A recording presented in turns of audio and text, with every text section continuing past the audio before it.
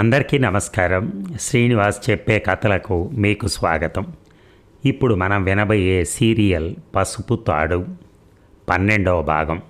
రచన ఆరెకపూడి కోడూరి కౌసల్యాదేవి గారు. మరి కథలోకి వెళ్దామా? పర్వాలేదు, ఈ ఒక్కరోజుకి సుజీ క్షమిస్తుంది. ఎందుకంటే నీకు ఈరోజైనా నిద్ర రావటానికి ఇది నేనిస్తున్నాను. 2 క్షణాల ఆలోచనగా చూశాడు మోహన్. సరే, ఈ నిద్ర వస్తే కనీసం కలొస్తుంది. కలలోనైనా సుజీని కలుస్తాను, మాట్లాడతాను. మోహన్ పూర్తిగా నిద్రపోయిన తర్వాత బయటకు వస్తున్న అమరేంద్ర చకితుడై చూశాడు. అతడి కొరకే ఎదురు చూస్తున్నట్టుగా వరండాలో వేచి ఉన్న వాసంతిని. కంటిని రెప్ప కూడా ఇంత జాగ్రత్తగా కాపాడలేదనుకుంటాను. మోహన్కి ఈ కొద్ది రోజుల్లోనే చాలా ఆత్మీయుడు అయ్యావు. కారణం ఏమిటో? నిజానికి అనేక విధాలుగా చాలా అలసి ఉన్నాడు అమరేంద్ర. ఆయన లేని ఓపిక తెచ్చుకుని శాంతంగా చెప్పాడు. మానవత్వం, వాసంతి మానవత్వం. నేను అతడికి సేవ చేసిన అది చూసి నువ్వు భరించిన ఆ వెనకగల కారణం ఒక్కటే. ఆర్ద్రత గల గుండె, మంచితనం గల మనస్సు, అంతే. ఆఖరి మాటలు అతి మృదువుగా మంద్రస్వరంతో అనిన తీరు వాసంతిని వాగ్బంధన చేసింది. ఇద్దరు నడిచి డాబా చివర కూర్చున్నారు. డాబా చివరన వాసంతి. మనిషి బాధలో ఉన్నప్పుడు చేయూత అవసరం, అవునా కాదా?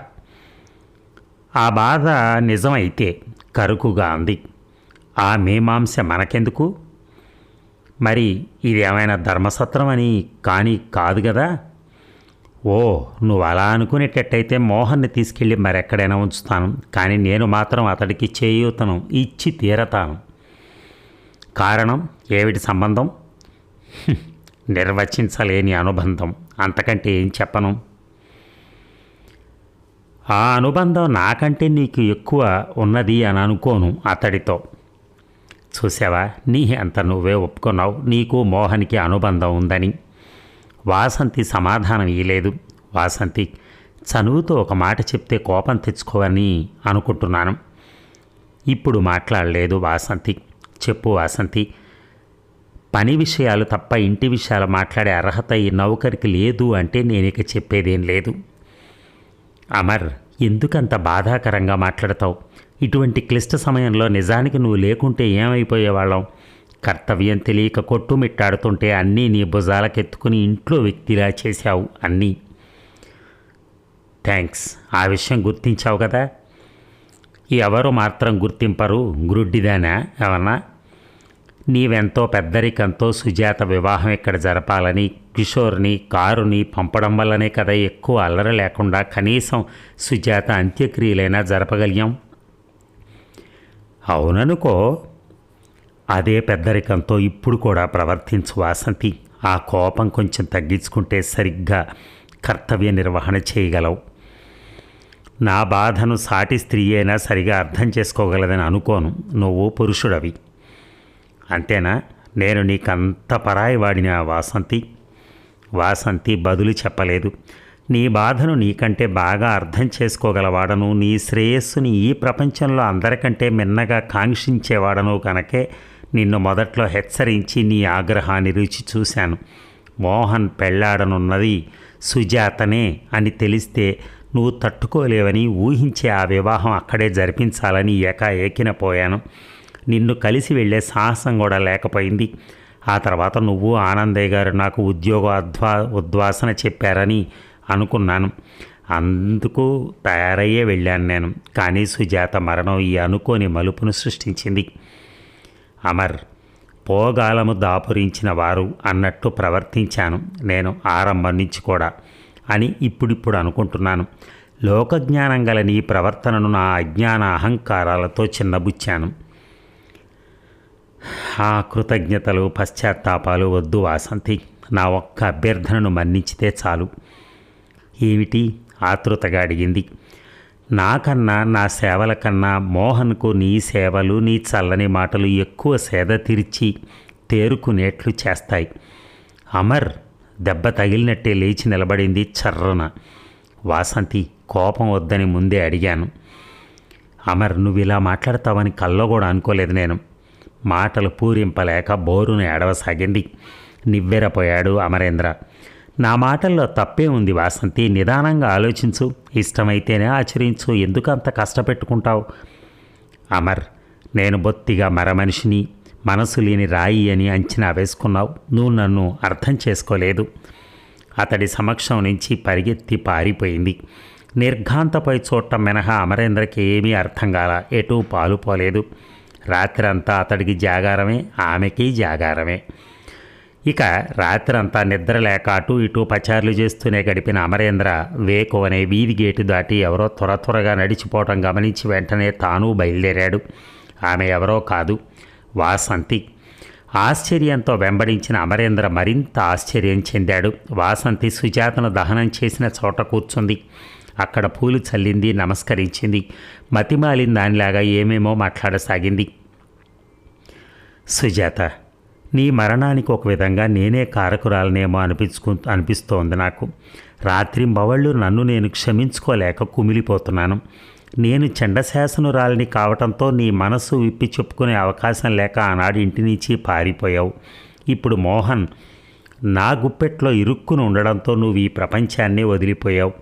ఈ పాపం నాది, ఈ ఘాతుకం నాది. మోకాలిపై తల అంచుకుని కుమిలి ఏడవసాగింది. ఈ సమయంలో అమరేంద్ర చెట్టు చాటు నుంచి ఇవలకొచ్చి ఎదుట నిల్చున్నాడు. వాసంతి అతన్ని గమనించలేదు. అతడు మరింత సమీపంగా వచ్చి ఎదుట కూర్చుని పలకరించాడు మెల్లగా. వాసంతి, ఏమిటా అమాయకత్వం? తలెత్తి చూసిన వాసంతి దుఃఖం వినబడించింది. అమర్, నేనే ఈ ఇంటికి రాకుండా ఉంటే సుజాత హాయిగా బతికుండేది కదూ. రాత్రి బవళ్ళు నా మనసు నువ్వే దోషివని చెప్తున్నట్టు అనిపించి నాకు బ్రతుకే దుర్భరంగా ఉంది. దీర్ఘంగా నిట్టూర్చాడు అమర్. నిజమే కదూ, నీకు అలా అనిపిస్తుందా అమర్? లేదు, నీ మనసు అతి సుకుమారం గనక అలా ఆలోచిస్తున్నావు. వాసంతి సమాధానం చెప్పలేక తదేకంగా చూడసాగింది. మీ నాన్నగారు, అమ్మగారు, మీ చిన్నాన్నగారి కుమారుడు, ఇందరి మరణాలకు కర్తలు ఎవరని చెప్పలేం. అల్లిబిల్లి సంఘటనలు అంతే. లేవాలి మరి, ఇంట్లో అంతా లేచే వేళయింది. అమర్, నాకు ఆ ఇంటికి వెళ్ళాలని కానీ ఏ పని చేయాలని కానీ లేదు. ఏ తాపత్రయం లేకుండా అలా హాయిగా ఎక్కడికో ఎగిరిపోవాలనుంది. బాగా వెలుగొచ్చింది. పక్షులు అటు ఇటు ఎగురుతున్నాయి. ఆ పక్షులను ఆశగా చూస్తూ మాట్లాడుతోంది వాసంతి. రక్షణ లేని ఆ పక్షులు మనలా బ్రతకాలని ఆశపడతాయేమో. ఏమో అమర్, ఒకనాడు నువ్వన్నావు, జీవన మాధుర్యం రూపాయలలోనూ ధనధాన్యాలలోనూ లేదని. నిజంగా ఎంతటి నిజం చెప్పావు. నీది మంచి హృదయం, అందుకే నీ మాటలు మహత్తర సత్యాలుగా నిస్వార్థంగా ఉంటాయి. హఠాత్తుగా ఆమె ఆ పూర్వపు సంఘటన గుర్తుకు తెచ్చేసరికి అమరేంద్ర విభ్రాంతికి లోనయ్యాడు. ఇక అవన్నీ ఇప్పుడు ఎందుకు, మెల్లగా అన్నాడు. ఇటువంటి సమయాలేగా మరి అటువంటి యథార్థాలను గుర్తింపజేసేవి. ఆ భవంతి, ఆ ఐశ్వర్యం అన్నీ సంకెళ్ళుగా, ఆ నౌకర్లు యమకింకరుల్లా కనిపిస్తున్నారు. ఈ అన్నిటికీ దూరంగా ఎవరూ లేని ఏకాంతంలో సేద తీరాలనుంది. కానీ ఎలా సాధ్యం? సాధ్యం కాదు. అందుకే సుసాధ్యమైనదేదో దాని గురించి ఆలోచించు. ఊహల్లో బ్రతుకు సాధ్యం కాదు. దేని గురించి ఆలోచించను, నీరసంగా నిస్సత్తువగా అడిగింది. సుజాత విషయం మనకే కానీ అందరికీ తెలియని విషయం. మోహన్ జీవితంలో సుజాత ఘట్టం ఒక దుస్వప్నం అంతే. అయితే అందు గురించి నేనేం ఆలోచించేది? మోహన్ నీకు కాబోయే భర్తని మాత్రమే చాలామంది లోకులు ఎరుగుదురు. లోకం సంగతి వదిలి అతడి కోసం, నీ కోసం, ఈ ఇంటి వెలుగు కోసం కూడా నువ్వు ఆలోచించాలి. అంటే అతడికి తోడు నీడగా ఉండి నీ ప్రేమతో అతన్ని బాగు చేసుకోవాలి. అమర్, నాగినిలా లేచింది వాసంతి. ఏమిటి నువ్వు అంటున్నది? నాకేం కర్మ పట్టింది? ఇంత జరిగిన తర్వాత ఇంకా అతడి కోసం అసలు ఆలోచించేదే లేదు. వాసంతి, నీ బాధ నాకు తెలుసు. కానీ ఒక విధంగా ఆలోచిస్తే మోహన్ని దోషి అనలేం. చిన్ననాటి నుంచి నా అనేవారు లేక పెరిగిన అభాగ్యుడతను. అది అతడి కర్మ. ఈ దెబ్బతో నిజానికి దెబ్బకు ముందే అంటే సుజాత మరణానికి ముందే అతడు మారాడు. నాకు తెలుసు. మనసులో మంచి అనేది ఉన్నది గనకనే ఆ మార్పు సంభవించింది.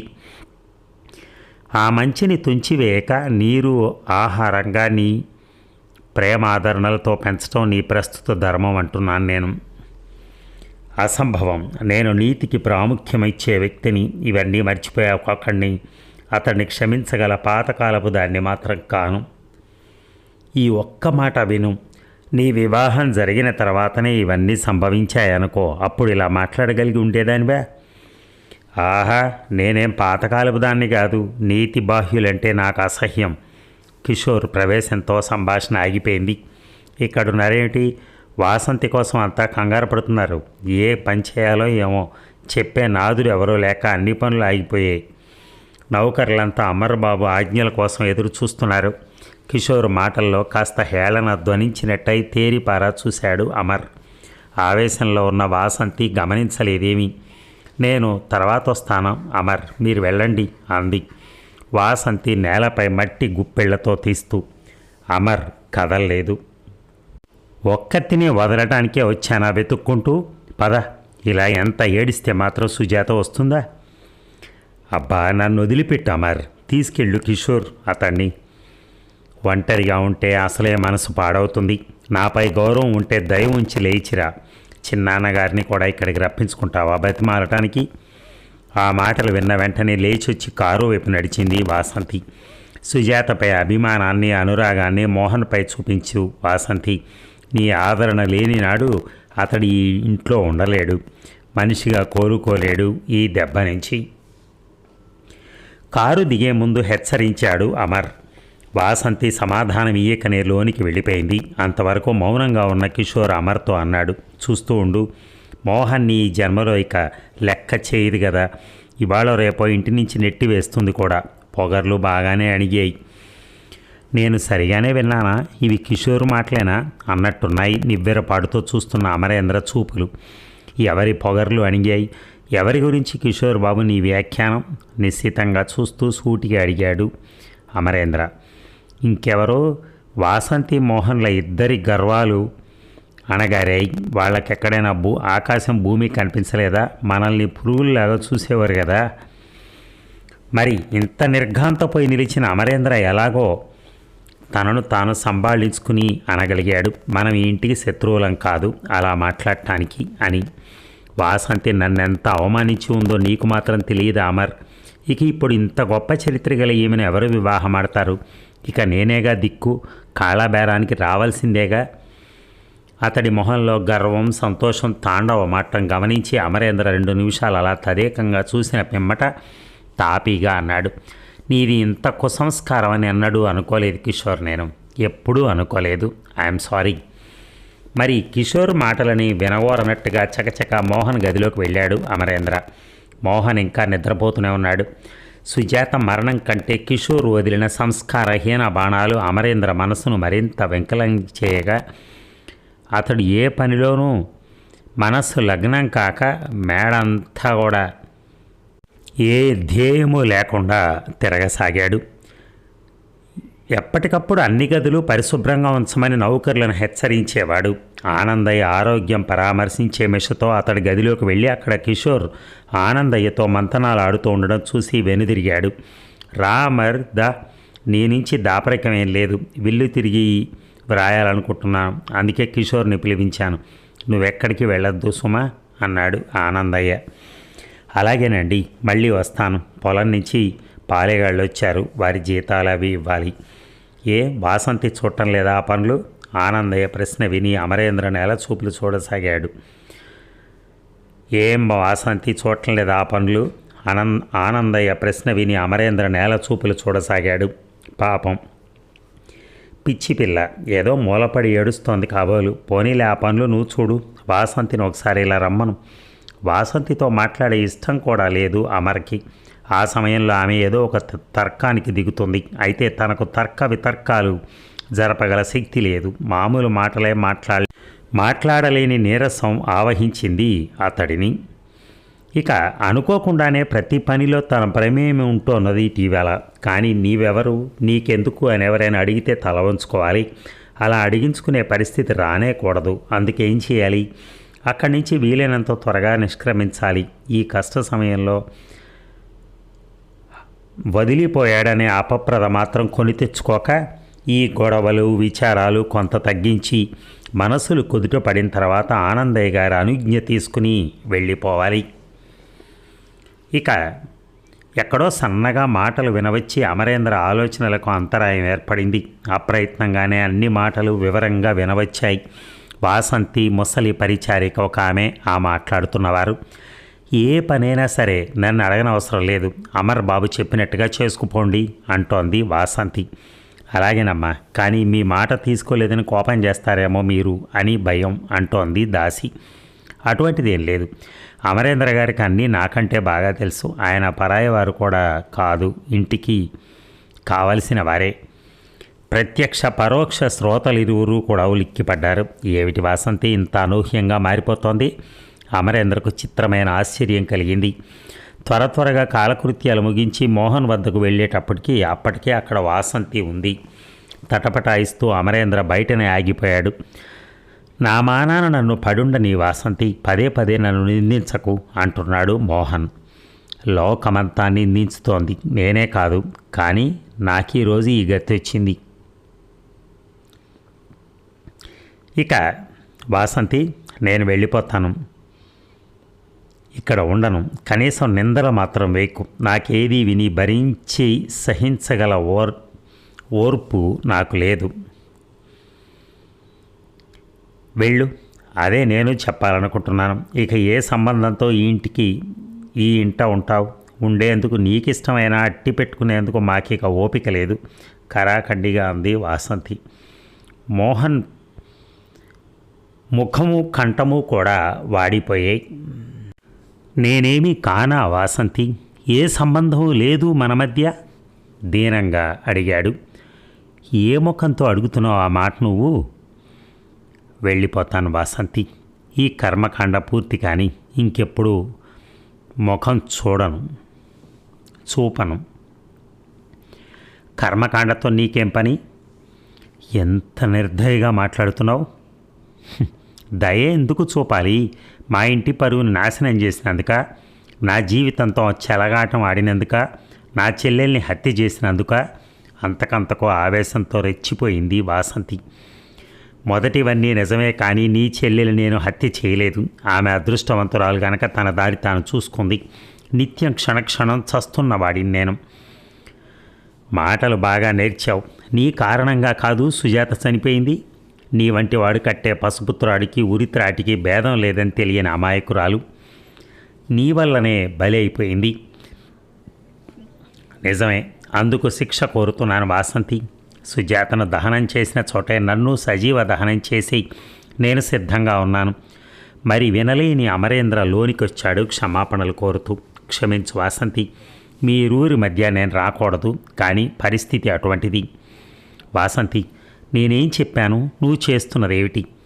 సారీ అమర్, అది సాధ్యం కాని పని ఖండితంగా అంది. అమర్ మోహన్ వైపు తిరిగాడు. మోహన్, మీరిద్దరూ కూడా ఒక్కో రకమైన ఆవేశ స్థితిలో ఉన్నారు. నువ్వు మగవాడివి గనక బాధనంతా దిగమింగరగలుగుతున్నావు. వాసంతి ఇంకా లోకం చూడని లేత వయసులో ఉంది. జరిగినవన్నీ తట్టుకోలేక అలా మాట్లాడుతోందంతే. నాకు తెలుసు, అయినా ఆమె ఆరోపణలు అబద్ధమేమీ కాదు కదా. అన్నీ యథార్థమే బాధగా అన్నాడు మోహన్. మోహన్ లాలనగా అతడి భుజంపై చేయి వేసి అన్నాడు అమరేంద్ర. హద్దులు దాటుతున్నాను అనుకోవద్దు. నేను మీ ఇరువురి శ్రేయోభిలాషిని. మీ ఇరువురు గతం మరిచి ఒకటవ్వాలని నా కోరిక. అందుకు కొంత వ్యవధి అవసరం, నాకు తెలుసు. అమర్ వారిస్తున్నట్టుగా అంది వాసంతి. మగవాడు తప్పు చేస్తే అతన్ని అలా వదిలేసిన ఆడది గొప్పది కాదు. అది ఆమె ఆసక్తితను రుజువు చేస్తుంది. అతడిని తన శక్తియుక్తులతో క్షమాగుణంతో సరిదిద్దగలిగినదే సరైన స్త్రీ. ఈ ప్రత్యేక గుణమే స్త్రీని పురుషుని కంటే ఉన్నత స్థానంలో నిలబెడుతోంది. ఆలోచించు, నువ్వు అటువంటి ఉత్తమురాలివేనని నా నమ్మకం. వాసంతి మౌనంగా ఎటో చూస్తూ ఉండిపోయింది. మోహన్ సుజాతను, ఆ తర్వాత నిన్ను ఈ ఇంటికి తెచ్చిన వాడిని నేను. వాసంతి మాటలన్నీ నా మాటలుగా భావించి సహించి క్షమించి నన్ను క్షమించేసి, ఇదే నా కోరిక. నాకు చెప్పకుండా మాత్రం నువ్వు ఇంటి నుంచి మాత్రం వెళ్ళవు. అమరేంద్రను మానవాతీత వ్యక్తినిగా ఆరాధినిగా చూస్తున్న మోహన్ గుండెలలో నుంచి వేడి నిట్టూర్పు ఎగదన్నుకొచ్చింది. భాష్యానికి అందని భావాలెన్నో ఆ నిట్టూర్పులో ధ్వనించాయి. వాసంతి, నన్ను చిన్నాన్నగారు పిలుస్తున్నారు. అసలు ఆ మాట చెప్పేందుకే నేను వచ్చాను. వస్తున్నా పద. కానీ అమర్ నీతి బోధలు ధర్మసూత్రాలు విని విని విసిగిపోయాను. మరి వినగల ఓపిక నాలో మెగలలేదు. అందుకు కాదు, వేరే పనుంది అన్నాడు అమరేంద్ర. ఇక ఆనందయ్యతో నెమ్మదిగా మాట్లాడుతున్న కిషోర్ వాసంతి ప్రవేశం చూసి సర్దుకుని కూర్చున్నాడు. ఆ వెనకనున్న అమరేంద్రను చూసి అయిష్టంగా ముఖం త్రిప్పుకున్నాడు కూడా. ఏమిటి చిన్నాన్న? వాసంతి, విల్లు మార్చి వ్రాస్తున్నానమ్మా అన్నాడు ఆనందయ్య. ఎందుకిప్పుడు? నేల వైపు చూస్తూ మంద్రస్వరాన అంది వాసంతి అయిష్టంగా.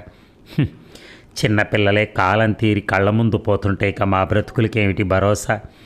ఈ ఐశ్వర్యాలు అధికారాలు పోయే ప్రాణాలను పట్టుకోలేవు, లేని సుఖాలను కొనలేవు. ఇంకెందుకీ తాపత్రయాలు చిన్నాన్న?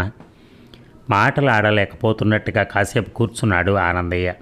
ఈ శ్మశాన వైరాగ్యం కలకాలం నిలిచేది కాదు.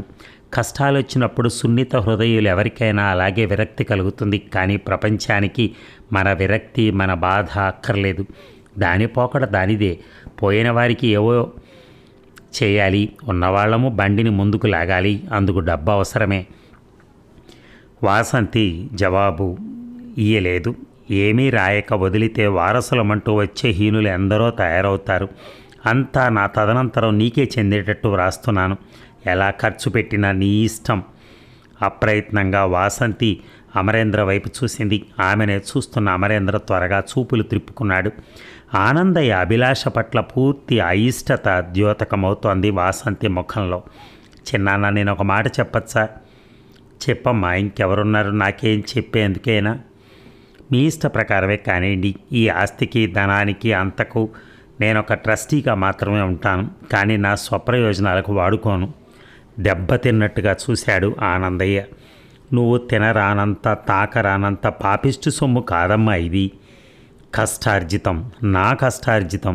పెద్దల సంపద కొంత. మరి నువ్వెందుకింత విరక్తి పెంచుకుంటున్నావు? అవును, మీరు సంపాదించారు. మా నాన్నగారు కూడా చాలా సంపాదించిపోయారు. కానీ నా ముందే మా నాన్నగారు పోయారు. అమ్మ నేను ఎన్నో కష్టాలు పడ్డాం. ఇక్కడికి రాకముందు అమ్మకు వైద్యం కూడా చేయించలేకపోయాను. అపరాధి వలె తలవాల్చుకున్నాడు ఆనందయ్య. న్యాయంగా నాకు రావాల్సింది అనగా మా నాన్నగారి సంపాదన, అది మాత్రమే వాడుకుంటాను నేను. బతకటానికి డబ్బు ఎంత అవసరమో అది అధికంగా పొర్లిపోతూ ఉండటం కూడా అనర్థమే అన్నదానికి మనందరి బ్రతుకులు నిదర్శనాలు. ఆమె వాగ్దాటి అమర్కు ఆశ్చర్యం కలిగిస్తే ఆనందయ్యకు సిగ్గు కలిగింది. ఈ డబ్బుతో నేడు నేను మా అమ్మను కొని తెచ్చుకోలేను. ఆగిపోయిన నా చదువును కూడా పూర్తి చేయలేను. హఠాత్తుగా కిషోర్ మాట్లాడాడు. దానికేం వాసంతి, ఎంత చదువైనా బేషుగ్గా చదువుకోవచ్చు. నీ వయసు మాత్రం ఏమంతని? నేను మనసున్న మనుషుల విషయం చెప్తున్నాను తీవ్రంగా అంది వాసంతి. లోకం పోకడ చూసి చూసి అనుభవాల తాకిడితో పగిలిన మనస్సు చదువుపై లగ్నం కాదు. కిషోర్ ముఖం చిన్నబోయి నేల చూపులు చూడసాగాడు. ఆనందయ్య దుఃఖంతో పూడిపోయిన కంఠంతో అన్నాడు. వాసంతి, చిన్నదానివైనా నిజమే చెప్పావు. అకాల మరణం పాలైన నా కొడుకును ఈ ధనంతో తిరిగి తెచ్చుకోలేను. అయినా ఈ విరక్తితో దీనిని పరులకు దానం చేయలేను. నువ్వు ఈ ఇంటికి ఈ వంశానికి మిగిలిన ఒకే దీపానవి. అందుకే అంతా నీకిస్తే లోగడ నేను మీ నాన్నకు చేసిన అన్యాయానికి ప్రాయశ్చిత్తం చేసుకున్నట్లు అవుతుంది. చిన్నాన్న, సుజాత కూడా ఈ ఇంటి ఆడపడచ్చు. కానీ ఆమె ఏమనుభవించింది? ఆమె వంతు ధనం ఆమెకే వ్రాయండి. పిచ్చిదాన్ని చూసినట్టు చూశారు ఆనందయ్య, కిషోర్ కూడా. బాగా ఆలోచించావా? అన్నీ ఇప్పుడు ఆలోచించటం కాదు, ఏనాటి నుంచో అస్పష్టంగా ఉన్న భావాలే ఇవి నాలో. మీ ధనం మీ పేరిటనే సక్రమంగా వినియోగిస్తాను. ఆ సద్వినియోగం కూడా ఎటువంటిదో కాస్త మాకు వినిపించి ఆనందింపచేయండి. కిషోర్ స్వరంలో హేళన లేకున్నా మనసులో ఉన్నట్టు గ్రహించిన వాసంతి తీవ్రంగా చూసింది. అతడి లెక్కే లేనట్టు ఆనందయ్యతో మాట్లాడసాగింది. మన దేశంలో బీదవారిలో మధ్యతరగతి కుటుంబాల్లో వృద్ధుల స్థితి దయనీయంగా ఉంది చిన్నాన్న. ఎంత సంపాదించినా, ఎందరిని కనిపించినా, ఎందరికీ ఎంత ధార పోసినా వృద్ధాప్యంలో మాత్రం ఇతరుల దయాధర్మాల మీద ఆధారపడాలి వాళ్ళు. ఆలనా పాలనలు చూసేవారు లేక అల్లాడే అనేక మంది వృద్ధులను చూస్తున్నాం. దెప్పుతున్నానని అనుకోకపోతే మీకే తెలుసు ఈ స్థితిలో మీకు మనిషి తోడు ఎంత అవసరమో. నిజం, అంగీకారంగా ఆలోచనాపూర్వకంగా తల పంకించాడు ఆనందయ్య. అటువంటి వారికి కొందరికైనా ఉపయోగకరంగా ఆ ధనాన్ని వెచ్చించుతాను. మీ పేరును తలుచుకుంటూ ఆ ఆశ్రితులు ఆనందంగా బ్రతికేటట్లుగా ఈ భవంతిని ఆనందాశ్రమంగా మారుస్తాను. మన ఇంట ప్రస్తుతం అనేక మంది నౌకర్లున్నారు. వాళ్లకు నిత్యం ఎన్నో అవసరాలు, వార్ధక్యంలో అనేక బాధలు ఉండొచ్చు. విశ్వాసపాత్రులైన వాళ్ళ జీవితాలు ఆఖరి వరకు సుఖంగా భుక్తికి వైద్యానికి లోపం లేకుండా జరిగిపోయేటట్టు చూద్దాం. ఆనందయ్య ఆలోచిస్తున్నాడు. అతడి తరపున తానే స్వతంత్రించి మాట్లాడాడు కిషోర్.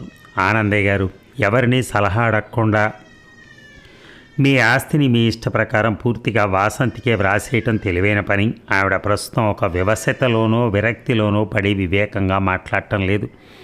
చివాలున లేచి నిరసనగా అంది వాసంతి. కిషోర్, నువ్వు కేవలం లాయరు మాత్రమే. చిన్నాన్నగారు చెప్పిన పని చేయటమే నీ వంతు. అనవసరపు జోక్యాలు, వ్యాఖ్యానాలు, సలహాలు నేను వినకోరటం లేదు.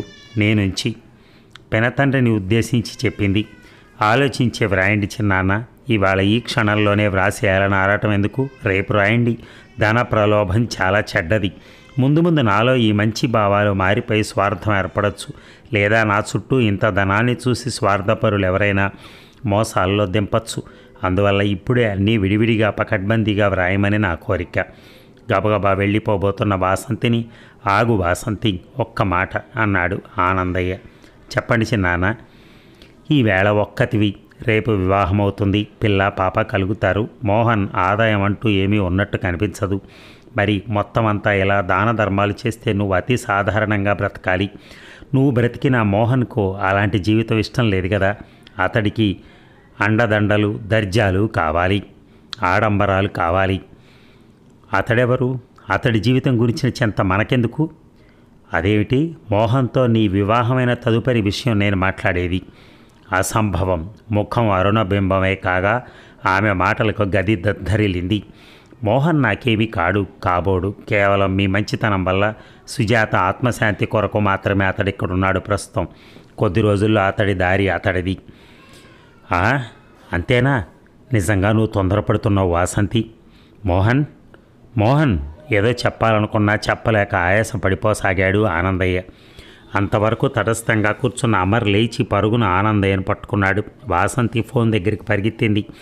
తర్కం తాత్కాలికంగా వాయిదా పడింది. డాక్టర్ వచ్చి వైద్యం చేశాక ఆనందయ్యను విశ్రాంతిగా వదిలి అందరూ తమ తమ పనులపై నిష్క్రమించారు. ఇక ఆనందయ్య మినహా భోజనాల బల్ల వద్ద అందరూ ఉన్నారు. అమరేంద్ర మోహన్ని బలవంతంగా తీసుకురావడంతో అతడు ఉన్నాడు. మోహన్ ఈ మధ్య తనంత తానై మాట్లాడటం లేదు. వాసంతి ఎటూ చూడక ముక్తసరిగా భోజనానికి ఉపక్రమించింది. ఎవరికేం కావాలో అమరేంద్ర తానే పర్యవేక్షిస్తూ వంట మనిషికి చెప్తున్నాడు. వాతావరణం గంభీరంగా ఉంది. అటువంటి తరుణంలో కిషోర్ అమరేంద్రని అడిగాడు, ఈ మధ్య పొలాల పనులు అవి మానేశావా అమర్? ఎప్పుడు చూసినా ఇంట్లోనే ఉంటున్నావు? అనుకోని ఈ ప్రశ్న అమర్ను చకితుణ్ణి చేసింది. అతడెంతో సిగ్గుపడ్డాడు. కిషోర్ ఏ చనువుతో మరే ఉద్దేశంతో అలా అడిగాడో ఊహకు అందలేదు. సమాధానం రాక కిషోర్ మరలా అన్నాడు, మనిషి పోతే 10 రోజుల విచారం క్రొత్తేం కాదు. అది ఇంట్లో వాళ్ళకి తప్పనిసరి. మనం కూడా మడిగట్టుకుని కూర్చోటానికి ఇంట్లో వాళ్ళమేమీ కాదుగా. ఎవరి పనులు వారు చూడకపోతే ఎవరెంత దోచుకుపోతున్నారో ఎలా తెలుస్తుంది? ఈ అతి ధోరణి అందరినీ విస్మయమూర్తులను కావించింది. అందరూ కిషోర్నే చూస్తూ ఉండిపోయారు కొన్ని క్షణాలు. పోయేవాళ్లతో పోలేము గనక ఇకనైనా ఎవరి పనులు వారు చూసుకోవటం అవసరం. కిషోర్ మరలా అన్నాడు. ఒక్కసారి అందరి మొహాలు కలిగి చూసిన అమరేంద్ర భోజనం వదిలి చేయి కడిగి మెల్లగా అడుగులో వేసుకుంటూ వెళ్ళిపోయాడు. వాసంతి అమరేంద్ర నొచ్చుకుంటున్నట్టుగా చూసింది. అంతలో కిషోర్ వైపు శివంగిలా తిరిగింది. నువ్వు కోర్టుకి ఎందుకు పోవట్లేదు కిషోర్? ఎవరి కోసం పనులు మానుకుని నువ్వు ఇక్కడ రోజు హాజరు వేయించుకుంటున్నావు? వాసంతి సూటిగా అడిగిన ఈ ప్రశ్నకు తడబడినట్టుగా చూశాడు కిషోర్. అదే ఆనందయ్య గారు విల్లు అంటూ నసిగాడు. కఠినంగా చూసిన వాసంతి, ఆ విషయం వాయిదా పడింది కనుక తిరిగి మేము పిలిచినప్పుడు నువ్వు రావచ్చు. కిషోర్, నీ పనులు త్యాగం చేసుకుని ఇక్కడ రాత్రింబవళ్ళలో పడి ఉండటానికి కానీ, ఇక్కడి పనులను ఉద్యోగులను అజమాయిషీ చేయటానికి కానీ నువ్వేమీ ఈ కుటుంబ సభ్యుడివి కావు. ఈ ఇంటికి సంబంధీకుడివి కాదు అంది. భోజనం పళ్ళెం విసురుగా తోసేసి లేచి వెళ్ళిపోతూ ఒక్క క్షణం ఆగి అన్నాడు, ఎవరైనా సరే వారి హద్దుల్లో నిలబడినంత వరకే గౌరవాలు నిలుస్తాయని చెప్పటానికి విచారంగా ఉంది. ఆ వెనువెంటనే మోహన్ కూడా భోజనం అసంపూర్తిగా వదిలి తన గదిలోకి వెళ్ళిపోయాడు. తనను కిషోర్ క్రూరంగా చూడటం మోహన్ గమనించలేదు. వంట మనుషులు హేళనగా చూస్తూ ఉండటం కూడా సరకు చేయని కిషోర్ తన భోజనం పూర్తిగా సుష్టుగా అరగించి మరీ లేచాడు. ఆలోచిస్తూ తన గదిలో పడుకునున్న అమరేంద్ర వాసంతి ప్రవేశంతో లేచి కూర్చున్నాడు. చేతిలోని పాల గ్లాస్ అతడికిస్తూ కుర్చీలో కూర్చుంది వాసంతి. అమరేంద్ర నేల చూపులు చూడసాగాడు. ఆ మూర్ఖుడి గురించి నువ్వు భోజనం చేయటం వదలటం దేనికి? భోజనం వదలటం? అమర్, ఈ పాలు తాగు. ఒకనాడు మోహన్ అవమానించితే తాను భోజనం వదిలి వెళ్ళిపోయాడు. ఈరోజు వాసంతికి ఏ బాధ లేకపోగా మోహన్నే సమర్థించింది. ఈనాడు ఈ మార్పు ఏమిటి? అమరేంద్ర మనస్సు ఆనంద తరంగితమైంది. కానీ అంతలోనే అతడు సంభాళించుకున్నాడు. నువ్వు మోహన్ కూడా భోజనం చేసినట్లేదు. నేను తీసుకున్నాను. మోహన్కు పంపించే వచ్చాను. గౌరవం ఉట్టిపడింది అమర్ చూపుల్లో. మోహన్పై వాసంతి శ్రద్ధ కనపరిచినందుకు. వాసంతి, ఇన్నాళ్ళు నిన్ను నేను లోకం తెలియని, బాధ్యత తెలియని ఆడపిల్లగానే జమకట్టాను. కానీ ఈరోజు నీ తెలివిని, నీ విశాల హృదయాన్ని చూసి నేను నిశ్చేష్టుణ్ణవుతున్నాను. నీకు ధనమే లోకమనుకున్నాను, కానీ ఆ ధనాన్ని సద్వినియోగం చేసే హృదయ వైశాల్యాన్ని నేడే గుర్తించాను. వాసంతి చేతి గోళ్లను చూసుకుంటూ కూర్చుంది. అదే తెలివితో నీ జీవితాన్ని కూడా నిర్ణయించుకో వాసంతి. ఇంతటి ఐశ్వర్య నడుమ ఒంటరిగా బ్రతకలేవు. వాసంతి మాట్లాడలేదు. నేను హద్దులు దాటి మాట్లాడానా? మేలు కోరి ఇచ్చిన సలహా గురించి నేను అపార్థం చేసుకోను. కానీ కిషోర్ అనవసర జోక్యాలు ఏమిటా అని ఆలోచిస్తున్నాను. అతడి ప్రవర్తన నీకేమైనా అర్థమైందా అమర్? లేదన్నట్టుగా తల తిప్పాడు అమరేంద్ర. ఉదయం చిన్నాన్న ఎదుట కూడా అలాగే ప్రవర్తించాడు. ఏమిటి అతడి ధైర్యం? సరైన దక్షత అంటూ లేని చోట అందరూ అలాగే పెత్తందారులలాగే ప్రవర్తిస్తారు. స్వలాభాపేక్షతో ఆలోచిస్తారు. అందుకే నేను నిన్ను హెచ్చరిస్తున్నాను వాసంతి. వాసంతి చాలాసేపు మౌనంగా ఉండి హఠాత్తుగా తలెత్తి అంది, నీ అభిప్రాయం ఏమిటి? చెప్పాను కదా మోహన్తో జీవితం పంచుకోమని. బాణపు దెబ్బతిన్న పక్షిలా గిలగిలలాడుతూ చూసిన వాసంతి చూపు సూటిగా అమర్ గుండెని తాకింది. దానికి ఎటువంటి భాష్యం అన్వయించుకోవాలో అతడికి అనూహ్యమైంది. తాను చెప్పిన విషయం ఆమెకు సమ్మతం కాలేదేమో అన్నట్టుగా ఊహించి తన మాటలను సమర్థించుకుంటూ మాట్లాడాడు. లోగడ కిషోర్ విద్యావంతుడని నీకు తగిన వ్యక్తి అనుకున్నాను. కానీ రాను రాను అతడి బుద్ధిలో నాకు మార్పు కనిపిస్తోంది. ఎదుటివారి బాధతో నిమిత్తం లేకుండా ఉంటున్నవి అతడి మాటలు. వాసంతి అవునని కానీ కాదనని అనలేదు. అమరేంద్ర కన్నుల్లోకి సూటిగా చూసి మౌనంగా నిష్క్రమించింది. ఆ చూపు అమరేంద్ర జన్మలో మరువలేనిది. ఇక గోధూళి వేళ నిర్మలమైన ప్రకృతిని చూస్తూ డాబా మీద కూర్చున్న ఆనందయ్య మోహన్ కొరకు కబురు పంపాడు. సుజాత మరణానంతరం ఆ ఇరువురు ముఖాముఖి కలుసుకోలేదు. ఆనందయ్యకు కనిపించి కనిపించకుండా ఒక మూల డాబా గోడను ఆనుకుని నిలబడ్డాడు మోహన్. మోహన్పై అతడికి కోపమేమీ లేదు. మాసిన గడ్డం, చిక్కిన రూపం, లోతుకుపోయి శూన్యంలోకి చూస్తున్న నేత్రాలు, దువ్వని జుట్టు, నలిగిన దుస్తులు. ఎటువంటి మోహన్ ఎలా మారిపోయాడు! ఆనందయ్య హృదయం సానుభూతితో ఆర్ద్రమైంది.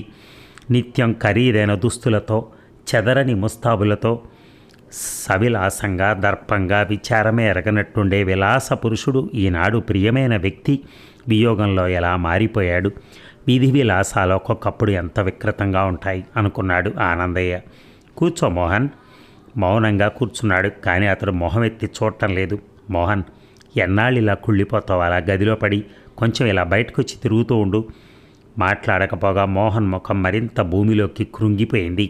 చాలాసేపు మౌనం రాజ్యం చేసింది. మోహన్, పండితులు చెప్పిన ప్రకారం కర్మకాండ మనం చేయటమే కానీ ఎవరినీ పిలవద్దు అనుకుంటున్నాం. పరులొచ్చి రకరకాల ప్రశ్నలు వేయటం మనకు అనవసరమైన బాధ. మోహన్ వంచిన తల ఎత్తలేదు. నీ అభిప్రాయం చెప్పు మోహన్. ఇప్పటికీ నేల నుంచి మరల్లేదు మోహన్ చూపులు. నా అభిప్రాయాలు చెప్పే అర్హతను కోల్పోయానండి నేను. మోహన్, నేను నిన్నేమీ నిందించలేదే. అవును, ఆ మంచితనమే భరించలేకుండా ఉన్నాను. కొద్ది రోజుల్లో వెళ్ళిపోతాను. కొన్నాళ్ళు మాత్రం ఇక్కడ ఉండడానికి అనుమతించండి. ఈ మాట నేనే మిమ్మల్ని అడగడానికి చూస్తున్నాను. నిర్ఘాంతపై చూశాడు ఆనందయ్య. నువ్వు వాసంతి బాగా పోట్లాడుకున్నారనుకుంటాను అన్నాడు ఆనందయ్య అతి మెల్లగా.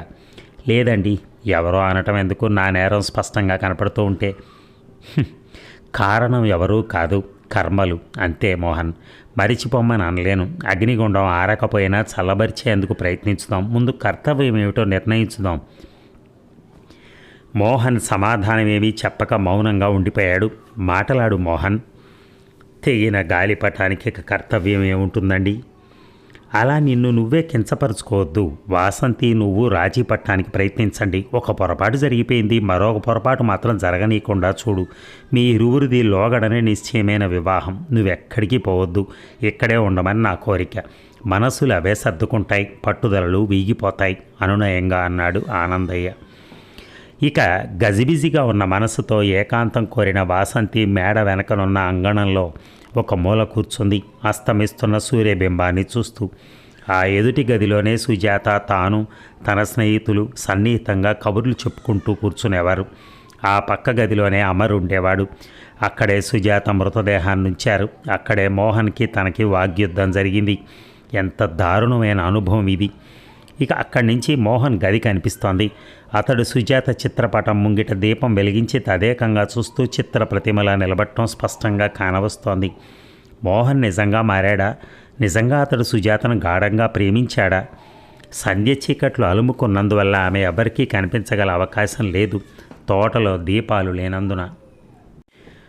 అంతలో ఏవో సరుకులు తెచ్చిన మనుషులు వచ్చారు. వారు ఆ తోట పక్కనున్న మెట్లపై నుంచే మేడ మీదకు వెళ్ళాలి. వారిని చూసిన అమర్ కిందకు దిగొచ్చాడు.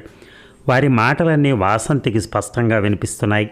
"అమ్మాయి గారు ఎక్కడండి? అన్నీ చూపించి డబ్బు తీసుకుపోవాలా?" సమాధానంగా అమర్ అంటున్నాడు. "అన్నీ నేను చూశాను, చాలు. డబ్బు నేనే ఇస్తాను. మీరెవరు ఆనందయ్య గారిని కానీ అమ్మాయి గారిని కానీ ఎందుకు విసిగించి హైరాణ పెట్టకండి. వారు అలసిపోయి ఉన్నారు." "అలాగే లేండి బాబు, ఎవరిస్తేనే మాకు డబ్బేగా కావాలి. సరుకు లెక్క చూసుకోండి మరి." "ఉండండి, డబ్బు తెస్తాను ఇప్పుడే" అన్నాడు అమరేంద్ర. "అవును కానీ బాబు, ఓ మాట అడిగేదా? కోపం చేయరు కదా?" "అడిగేదైతే అడగండి." "మరి సుజాతమ్మ ఎక్కడో బలవంతపు సావు సచ్చిందట కదా, నిజమేనా?" అమరేంద్ర మౌనంగా వింటున్నాడు. "అసలు ఆ అమ్మాయి ఇంట్లోంచి వెళ్ళిపోనాక..." "రాఘవులు!" అమరేంద్ర గర్జనతో ఆ వ్యక్తి మాటలు ఆగిపోయాయి. "ఉన్నమాటే కదా బాబు." రాఘవులు తనను తాను సమర్థించుకో చూశాడు. "రాఘవులు," అమర్ తీక్షణంగా అన్నాడు, "వయసులో పెద్దవాడివి కూడాను, ఇలా చాటుమాటుగా మాట్లాడచ్చా?" "తప్పేముంది బాబు, జరిగింది అందరూ చెప్పుకుంటారు. వాసంతమ్మ పెళ్లి గురించి కూడా రకరకాలుగా చెప్పుకుంటారు." "రాఘవులు, 10 మందిని ఏ గంగలోనైనా కలవని. నేను పూర్తిగా నీ భాషలో చెప్తాను విను. నువ్వు రైతువు కదా. ఏ చెట్టు నీడన బ్రతుకుతున్నామో ఆ చెట్లు పచ్చగా 10 కాలాల పాటు వర్ధిల్లాలని కోరుకోవాలి. పక్షులు, పిట్టలు కూడా అలాగే కోరుకుంటాయి. అవి ఆశ్రయించిన చెట్టు పచ్చదనాన్ని మన అయ్యగారికి, అమ్మాయి గారికి వచ్చిన కష్టం మనందరిదీను. వారి ఆశ్రితులైన మనం వారి క్షేమం కొరకు భగవంతుని ప్రార్థించాలి. మనం కన్నీటి చుక్క విడవాలి. కానీ పరాయి వాళ్ళము, పశువులము కాదు, ఒక రాయి విసరడానికి, పకపకలాడటానికి. అమరేంద్ర ఘాటు మాటలతో వాగ్బంధన జరిగినట్టయింది రాఘవులకి. "అంతేలే బాబు, మీరు చదువుకున్నారు, గొప్పవారు, మీకు తెలిసిన విషయాలు మాకు తెలియవు" అని వెళ్ళిపోయాడు రాఘవులు. అమరేంద్ర ఉన్నత స్వభావానికి మనసును అంజలి ఘటింపకుండా ఉండలేకపోయింది. అన్నీ వింటున్న వాసంతి. ఎంతటి ఉత్తముడు! ఎవరి అంచనాలకు అందనంత విశాల హృదయుడు! ఒకనాటి తన ప్రేమని, తన ప్రతిపాదనని పూర్తిగా విస్మరించినట్టే ఉన్నాడు. ఇంతింత సంఘటనలు జరిగిన అనంతరం కూడా మోహన్ని తనను కలపాలని ప్రయత్నిస్తున్నాడే కానీ ఏమాత్రం స్వార్థ చింతనతో ఏమీ చెప్పటం లేదు. అమరేంద్ర ఉన్నతుడు, ఉత్తమ సంస్కారవంతుడు అని ఆమె మనసులో మరొకసారి అనుకుంది. బాగా చీకటి వ్యాపించింది. భవంతిలో అక్కడక్కడ అవసరమైన చోట్ల మాత్రం లైట్లు వెలుగుతున్నాయి. ఇంకా తన గురించి అందరూ వెతుకుతున్నారేమో అనుకున్న వాసంతి లేచి తోట దాటి వరండాలో మెట్ల వైపున అడగసాగింది. ఆ వరండా అంతా చీకటిగా ఉంది. ఆ చీకటిలో ఏవో మెల్లని స్వరాలు మెట్ల చాటు నుంచి వినవస్తున్నాయి. మోహన్తో మాట్లాడుతోందా వాసంతి? ఇద్దరూ సఖ్యంగా ఉంటున్నారా? అది కిషోర్ స్వరం. లేదండి, మోహన్ బాబు పేరు చెప్తే అగ్గి మీద గుగ్గిలమే ఆయమ్మ.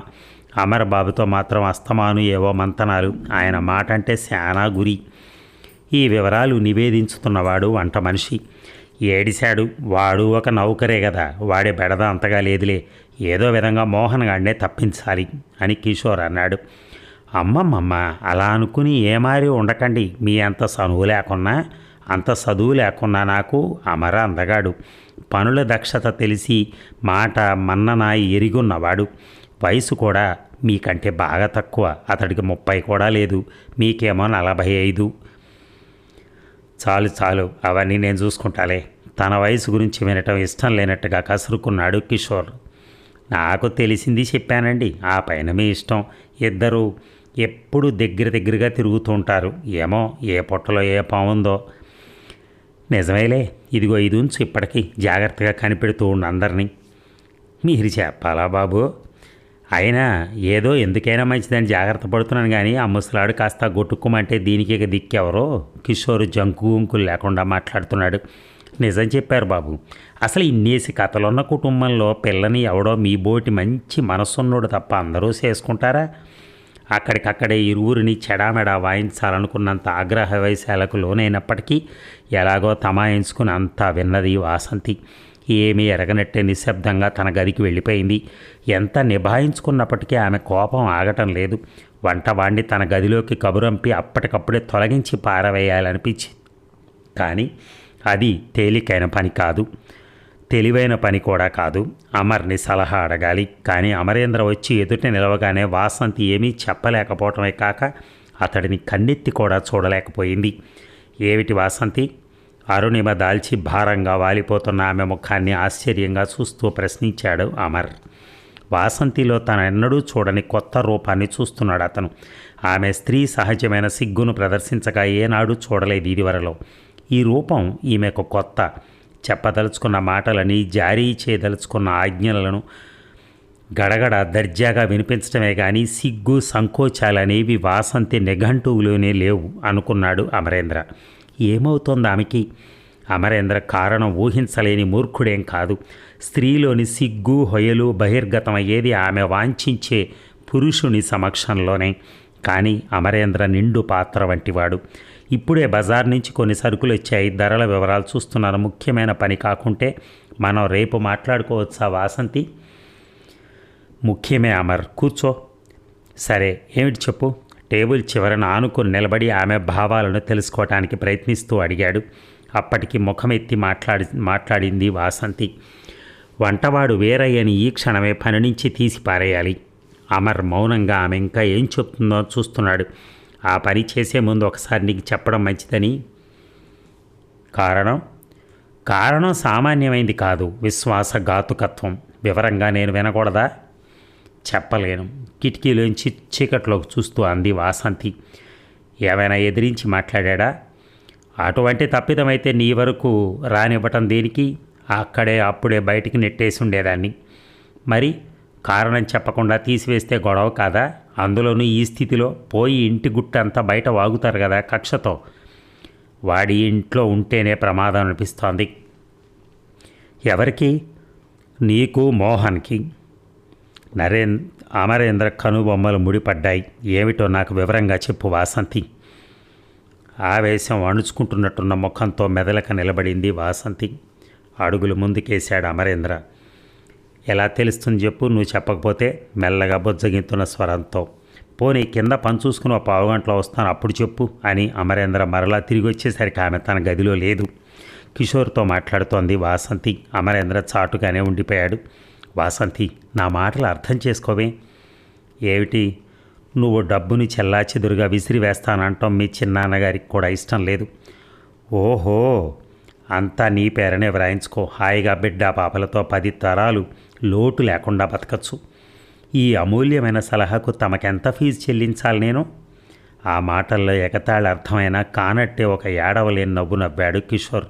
మనలో మనకేమిటి ఫీజులు అంటే? వాసంతి, స్పష్టంగా నా చేతనే చెప్పించాలని కదూ నీ ఉద్దేశం? సరే, కానీ నువ్వెప్పుడంటే అప్పుడు మన వివాహం జరుగుతుంది. మోహన్ తన గొయ్యి తాను తీసుకున్నాడు. నిన్ని అగాధంలో ఒక్కతనే వదిలిపోవటానికి నేనంత మనసు లేని వాణ్ణి కాదు. వాసంతికి ఏం చెప్పాలో తెలియలేదు. మాట్లాడమే వాసంతి. అప్పుడే అంత సిగ్గా? కాదు, నిజం చెప్పిన తర్వాత నిరుత్సాహంతో నీరు గారిపోయే నీ మొహం ఎలా చూడనా అని అనుకుంటున్నాను. హాస్యమా? కాదు, నిజం. అన్యాయాల జోలికి, అక్రమాల జోలికి పోని సత్యవంతుణ్ణి, పరధనాపేక్ష లేక స్వశక్తిపై జీవించి భార్యను పోషించుకోగల శ్రమజీవిని వివాహం చేసుకుంటాను నేను. కిషోర్ ముఖంలో రంగులు మారాయి. వాసంతి, హాస్యాలకు బాధ్యత లేకుండా మాట్లాడటానికి సమయం కాదు ఇది. వాసంతికి కోపం వచ్చేసింది. చావు ఇంట్లో పెళ్లి మాటలు మాట్లాడే నువ్వు నాకు సమయాలు చెప్తున్నావా కిషోర్? అది కాదు, నీకు కాలం విలువ తెలియ చెప్తున్నాను. అదీగాక ఒకసారి పొరపాటుగా నిర్ణయించుకున్నావు. ఈ గండం ఎలాగో గడిచింది. తిరిగి మోహన్ ఎటువంటి ఎత్తులు వేయకముందే నువ్వు తెలివిగా ప్రవర్తించు. ఏమైనా కానీ ఈ కంఠశోష మాత్రం నీకు అనవసరం. ఎవరిని ఎక్కడ నిలబెట్టాలో నాకు బాగా తెలుసు. కిషోర్ ముఖము కంఠము కూడా కర్కశంగా మారాయి. వాసంతి, ఎందుకు ఈ డొంక తిరుగుళ్ళని? సూటిగా మాట్లాడుకుందాం. మన వివాహానికి నీకు అభ్యంతరం ఏమిటి? లాయర్ని, మీ ఆస్తి వ్యవహారాలన్నీ చక్కబెట్టగలవాడని నాకంటే గొప్పవాడెవరు దొరుకుతారు నీకు? ఎంత గర్వం! నిన్ను మించిన వాడే లేడా? ఆస్తి వ్యవహారాలన్నీ నీ చేతుల్లో ఉన్నవని బెదిరిస్తున్నావా? నీకు యథార్థం మాత్రమే చెప్తున్నాను. ఆ కష్టం నీకు అక్కర్లేదు. అటువంటి భయాలన్నీ సంపద మీద అలవి మాలిన వ్యామోహాలున్న వాళ్ళకి కానీ నాకు కాదు. నువ్వు చిన్నాన్నకి లాయర్వి అంతే. ఇప్పుడు ఎప్పుడూ కూడా నీపై నాకు అంతకుమించిన అభిప్రాయం కలగబోదు. బాగా ఆలోచించే మాట్లాడుతున్నావా?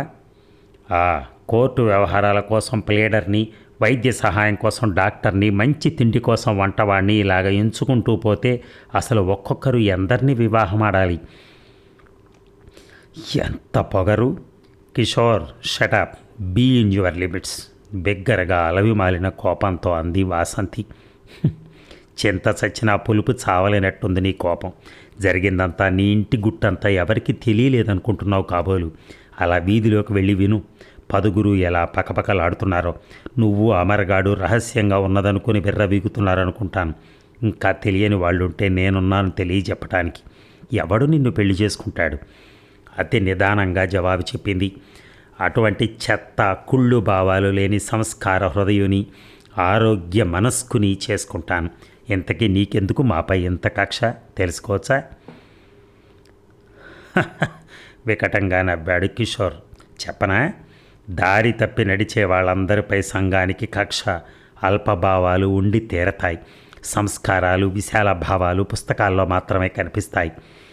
ఈ కుళ్ళు సంఘపు ప్రతినిధినైన నిన్ను చూస్తుంటే నాకు అసహ్యం, జుగుప్స కలుగుతున్నాయి. నన్నట్టే మాట్లాడించక నా ఎదుటి నుంచి తక్షణం వెళ్ళిపో, ఖచ్చితంగా చెప్పింది వాసంతి. వెళ్ళకపోతే రెట్టించాడు కిషోర్. ఇంతటి నీచుడు గనకే నాకు మోహన్తోనూ అమర్తోనూ గల చనువును శంకిస్తూ నాపై వంటవాడిని నిఘా ఉంచావు గదు. మాట్లాడలేకపోతున్నావే? ఈ విషయం నాకెలా తెలిసిందినా? వేరయ్యే సంవత్సరాల తరబడిగా ఈ ఇంటి ఉప్పు తింటున్నాడని మరిచిపోవటం నీ తెలివి తక్కువతనం. స్కౌండ్రల్, అన్నీ చెప్పేశాడా? గొణిగాడు కిషోర్. అంతలో ధైర్యం సంతరించుకున్నాడు. అన్నీ తెలిసి తెలివిగా ప్రవర్తిస్తావో లేక కష్టాలు కొని తెచ్చుకుంటావో నీ ఇష్టం. ఆ జోదగాడు మోహన్ నిన్ను ఉద్ధరించడు. కూలివాడు అమర్ నీకేమీ నందనవనాలు చూపడు. సాటి వారిని అటువంటి విశేషణాలతో సత్కరించడం నీ కుసంస్కారానికి, కుళ్ళు హృదయానికి గీటు రాయి. అయితే ఒక మాట, పరుల ధనానికి ఆశించిన వ్యక్తి కూలి అయిన మహాచక్రవర్తి. పరుల ధనానికి నక్కలా కాచు కూర్చున్నవాడు ఎంత విద్య ఉన్నా, ఎంత డబ్బున్నా సిగ్గులేని బిచ్చగాడే. మరి ఇందులో నువ్వెవరో నిర్ణయించుకో అనేసి గిర్రున వెనుతిరిగిపోబోయిన వాసంతి పమిట చెంగును కిషోర్ గుప్పెటతో పట్టి బంధించి వెకిలిగా నవ్వాడు. ఇంతకాలం వివాహం కాకుండా ఉన్నానని, నరక సరస్సుడును కానని అనుమానమా? వాసంతి చెయ్యి అతడికి చెంపపెట్టు పెట్టడానికి లేచింది కానీ ఆమెకు ఆ శ్రమ అవసరం లేకపోయింది. కిషోర్కి అటు ఇటు రెండు చెంపల మీద ఒక్కసారిగా చెంపపెట్లు తగిలాయి. కాసేపు ఏం జరుగుతుంది అయోమయమై కనులు బైర్లు కమ్మాయి. వాసంతి కూడా ఆశ్చర్యం నుంచి కొన్ని నిమిషాల వరకు తేరుకోలేకపోయింది. తేరుకున్న తర్వాత కనిపించిన దృశ్యంతో మరింత విస్మయంతో చిత్ర ప్రతిమలా నిలబడిపోయింది. కిషోర్కి అటు మోహన్, ఇటు అమర్. కిషోర్ కమీజ్ కాలర్ పట్టుకుని తీక్షణంగా అసహ్యంగా చూస్తూ అన్నాడు మోహన్. నేను చాలా తప్పుదారిలో నడిచిన వాడినే ఒకప్పుడు. కానీ ఈనాడు నీ అసలు స్వరూపం చూశాక నేనెంత ఉన్నతుండో, అసలైన నీచులు ఎటువంటి ముసుగులు కప్పుకుంటారో బాగా అర్థమైంది. వాసంతిని నువ్వన్న మాటలన్నీ విన్నాను. నీ వదరుబోతుతనానికి క్షమాపణ చెప్పుకో. ఏ నీకేమవుతావని అంత పౌరుషం? నువ్వేమవుతావు? ఇంకా తక్కని పొగరతో గింజుకుంటూ అన్నాడు కిషోర్. కిషోర్ని వాసంతి పాదాల మీద పడేలా తోసి, ఆ అనుబంధాలు నీకు అర్థం కావు కానీ వాసంతిని క్షమాపణ అడుగు అన్నాడు అమరేంద్ర. ఏమిటి ఇంకా ఆలస్యం? మేం వాసంతికి ఏమవుతామో తర్వాత ఆలోచిద్దాం, ముందు ఇక్కడ నీ ప్రాణం ఏమవుతుందో ఆలోచించు అంటూ కింద పడిన కిషోర్ని లేవదీసి మరో లెంపకాయ కొట్టబోయాడు మోహన్. గత్యంతరం లేని కిషోర్ పారిపోవటానికి చూశాడు. కానీ అతడి రెండు చేతులు ఇటు అమర్ అటు మోహన్ల చేతుల్లో ఇరుక్కుని ఉండి పలాయన మంత్రం ఫలించలేదు. కిషోర్, నేను ఈ ఇంటికి ఏమీ కాకపోయినా నీ పాలిటి యముణ్ణి, అది మాత్రం అవును. ఒళ్ళు దగ్గర పెట్టుకుని బతుకు హుంకరించాడు మోహన్. నీకున్న డిగ్రీ లేనంత మాత్రాన నీ నక్కజిత్తులు సాగనించే బుద్ధిమాంద్యం ఉంటుందని అనుకోకు, అమర్ ఏసడించాడు. అప్పటికి తేరుకున్న వాసంతి అంది, పోనీయండి, బుద్ధిహీనుడితో తర్కం మనం కూడా తక్కువైపోతాం. బుద్ధి తెలిసింది ఉండి నేను ఎక్కువ మాట్లాడాను అనుకుంటాను. మోహన్ ఒక్కసారిగా వాసంతిని చూసి కిషోర్తో అన్నాడు, చూసావా, నువ్వు అపకారం తలపెట్టిన ఆమె దేవతల నిన్ను క్షమించి పొమ్మంటోంది. నువ్వు ఏ వంశాన్ని హేళనగా మాట్లాడావో ఆ వంశం ఔన్నత్యం ఇది. పోయి బ్రతుకు అమరేంద్ర అన్నాడు. ఇదేవి సినిమా కాదు, నువ్వు కోరుకున్నది కాకపోగానే విలన్ వైపే వెర్రి వేషాలు వేయటానికి. ఇది నిజ జీవితం. నీ పరువు నువ్వే చేజేతులా పోగొట్టుకోవద్దు, వెళ్ళు. కిషోర్ తాత్కాలికంగా మౌనంగానే పోయాడు, మరో గత్యంతరం లేక. అతడి నిష్క్రమణ అనంతరం మిగిలిన ముగ్గురు ఒకరితో ఒకరు మాట్లాడుకునేందుకు కూడా సిగ్గిలిపోయి చాలాసేపు మౌనంగా ఉండిపోయారు. సారీ వాసంతి, నీ విషయంలో నీ అనుమతి లేనిదే కలగజేసుకోవాల్సి వచ్చింది. గదిలో పడుండి మతి లేక బయటకు వచ్చేసరికి వాడి ప్రేలాపన వినవచ్చింది. ఆ వాచాలత భరించలేకపోయాను. థ్యాంక్ యూ మోహన్, మెల్లని కంఠంతో అంది వాసంతి, కొద్ది రోజుల్లో నేను వెళ్ళిపోతానని నీకు చెప్పున్నాను, కానీ మరికొంతకాలం ఇక్కడే ఉండటానికి మీ చిన్నాన్నగారి అనుమతి తీసుకున్నాను. వాసంతి ఏమీ అనలేదు. ఇది స్వార్థం కొరకు కాదు, నీకోసమే అంటే నువ్వు నమ్మకపోవచ్చు. వెనకటి జీవితం ఏమైనా ఇప్పుడు మాత్రం నేను నీకు అన్నని, జ్యేష్ఠ సోదరుణ్ణి, నీ శ్రేయస్సు నాకు చాలా అవసరం అన్నాడు మోహన్ గంభీరంగా. వాసంతి అమితాశ్చర్యంతో చూడసాగింది. అవును వాసంతి, కళ్ళారా నీ పెళ్లి చూసి ఆ మర్నాడే వెళ్ళిపోతాను. చుట్టూ ధనప రాసుల మధ్య తోడేళ్ల నడుమ నువ్వు ఒంటరిగా ఉండరాదు. నీకు సరైన జంట ఏర్పడ్డాక కళ్ళారా చూసి వెళ్ళిపోతాను. మోహన్, అవును నిజమే మాట్లాడుతున్నాను. నేను నీ క్షేమం కోరేవాడినే. నీకు ఇష్టమైనా కాకున్నా కొన్నాళ్ళు ఇక్కడ ఉండక తప్పదు. నేను నీ శ్రేయోభిలాషిని. Believe me please. మోహన్ అంతగా మారిపోగలడని ఊహించని వాసంతి అవాక్కైంది. నెమ్మదిగా తన గదిలోకి వెళ్ళిపోయాడు మోహన్. ఎంతకు తనకు తానే మాట్లాడక ఏమేమో ఆలోచిస్తూ ఉండిపోయిన వాసంతి చాలాసేపటికి అమర్ పలకరించడంతో జాగ్రత్త అవస్థలోకి వచ్చి, ఏమిటి అంది. ఒక్కత్తివి ఎందుకు ఈ చీకట్లో, లోనికి పద నీ గదిలోకి అన్నాడు అమరేంద్ర. అన్నదే గాని కదలలేదు. మరి ఏమిటి ఆలోచన? ఎన్నో జరుగుతూ ఉంటాయి, ప్రతిదానికి మనసు పాడు చేసుకోవద్దు. అతడు ఆమెకు ధైర్యం చెప్పసాగాడు. ధైర్యంగా ఉండమని నీకు నేను చెప్పనవసరం లేదు కదా. కిషోర్ని తలుచుకున్న కొద్దీ ఆశ్చర్యంగా ఉంది. ఇటువంటి వయోముఖ విషకుంభాలు జీవితంలో పొడుగున ఎదురవుతూనే ఉంటాయి. ఎవరి జాగ్రత్తలో వారుండాలి అంతే. మనసు పాడు చేసుకోకు. మనస్సు కొత్తగా పాడయ్యేది ఏమీ లేదమ్మర్. లేచి నీ గదిలోకి వెళ్ళు. అబ్బా పిచ్చెత్తుతుంది అమర్. ఈ విలువైన గదులు, దుస్తులు, మేడ, ఈ నౌకర్లు, ఈ తాపత్రయాలు, ఈ ఆడంబరాల నరకం నుంచి ఎటైనా దూరంగా పారిపోవాలనుంది. ఏమిటి కొత్తగా మాట్లాడుతున్నావు? దెప్పుతున్నావా? బాధగా అడిగింది వాసంతి. నేను అటువంటి వాడిననేనా నీ బాధ? జీవన మధురిమ ధన కనకాలలో లేదని ఆనాడు నువ్వన్న మాటలెంత యథార్థం అమర్. గతజల సేతు బంధనవది, ప్రస్తుత కర్తవ్యం ఆలోచించు. ఏమున్నది ఆలోచించేందుకు? మోహన్ మాటలు అక్షరాల నిజం. నువ్వు బోలెడంత డబ్బు మధ్య ఉన్న అందాల యువతివి. నీకు రక్షణ అవసరం. ఈ మాటలను అపార్థం చేసుకోవద్దు. ఆలోచించగల పరిజ్ఞానం ఉంది నీకు. లేచి నీ గదిలోకి వెళ్ళు. నేనొక్కసారి పొలాలు చూసి రావాలి. ఇక సుజాతకు జరపవలసిన కర్మకాండలు సక్రమంగా ముగిశాయి. విచారం తొలక్కపోయినా ఇంట పేరుకున్న స్తబ్దత పోయి తిరిగి ఎవరి పనులు వారు చేసుకోవటం ప్రారంభమైంది. కాలక్రమాన వాసంతి మనసు మారగలదనే ఆశతో ఆనందయ్య మోహన్ని మరికొంతకాలం ఉండమని కోరాడు. వాసంతి కూడా మోహన్తో అరమరికలు లేకుండా మాట్లాడుతోంది. అమరేంద్ర ఎప్పట్ల వలనే బాధ్యతలన్నీ సక్రమంగా నెరవేరుస్తున్నాడు. ఒకనాడు మోహన్ పట్నం వెళ్ళాడు కోర్టు పనిపై. అతడిపై బనాయించిన కేసు ఇంకా సాగుతోంది ఆ కోర్టులో. పట్నం వెళ్ళినవాడు పొద్దుపోయి ఇల్లు చేరటం లేదా మర్నాడు రావటం పరిపాటి అతడికి. అమర్ పొలం పనులు చేయించడంలో 2 రోజులుగా రాత్రింబవళ్ళు అక్కడే ఉంటున్నాడు. తనకు ఈనాటి తపాలాలో వచ్చిన ఉత్తరాల గురించి చెప్తున్న వాసంతిని అమర్ గురించి అడిగాడు ఆనందయ్య. నిజంగా అమరేంద్ర లేకుంటే మన పనులు ఏమై ఉండేవి, మనం ఏమైపోయి ఉండేవాళ్ళం, ఏనాటి బాంధవ్యమో ఇది. కన్న కొడుకుని మించి నన్ను ఆదుకుంటున్నాడు మనస్ఫూర్తిగా అన్నాడు ఆనందయ్య. అవును చిన్నాన్న, నేను అదే అనుకుంటూ ఉంటాను. ఏమిటో అతడెప్పుడు మన ఇంట్లోనే ఉంటే బాగుండనిపిస్తోంది. స్వార్థం లేని అటువంటి యువకుడిని ఈ రోజుల్లో అరుదుగా చూస్తాం మనం. అది ఎలా సాధ్యం చిన్నాన్న, నెమ్మదిగా అంది. ఏ జీతం బాగా పెంచితే సరి ఇక్కడే ఉంటాడు అన్నాడు ఆనందయ్య. అలా మాట్లాడుతూనే ఉత్తరాలు చూస్తున్న వాసంతి ఒక్కసారిగా అదిరిపడింది ఒక కవర్ చూసి. ఆ కవర్ ఒక పెద్ద కంపెనీ నుంచి అమరేంద్ర పేరున వచ్చింది. ఏమిటో ఇది, వాసంతి మనస్సంతా వికలమైపోయింది. కిషోర్ రావట్లేదే ఈ మధ్య అన్నది ఆనందయ్య ప్రశ్న. ఏవో పనులట, అప్రయత్నంగా అబద్ధం. ఎన్నోసార్లు కిషోర్ యథార్థ స్వరూపాన్ని పెనతండ్రికి తెలియజేయాలని అనుకుంటుంది, కానీ కిషోర్పై చాలా గొప్ప అభిప్రాయాలు గల ఆనందయ్య నమ్మకపోవచ్చు. మధ్యాహ్నం 3:30 గంటల వేళ అమరేంద్ర ఇంటికొచ్చి ఏవో అవసరమైన పొలం పను సామాన్లు పట్టించుకుని త్వరగా వెళ్ళిపోతున్నాడు. అమర్, ఒక్కసారి ఇలా రా. వాసంతి పిలవగానే వచ్చాడు. జరీ చుక్కల సముద్రపు రంగు చీర కొంగు, విరబోసుకున్న జుట్టు సముద్రపు అలల వలె కదులుతుంటే కొన్ని క్షణాలు కన్నార్పక చూశాడు. అంతలోనే తన తప్పిదం తెలుసుకుని దృష్టి మళ్లించాడు. డైనింగ్ టేబుల్పై వేడివేడి భోజనం సిద్ధంగా ఉంది. టైం చూడు, 3:30. అయినా అన్నం తినకుండా వెళ్ళిపోతున్నావా? కొంచెం పనుంది, తొందర. పర్వాలేదు, ముందు భోజనం చెయ్యి. ఏకంగా రాత్రి చేసేస్తానులే, పోనీ. వీల్లేదు, చేజేతుల ఆరోగ్యం పాడు చేసుకోవద్దు.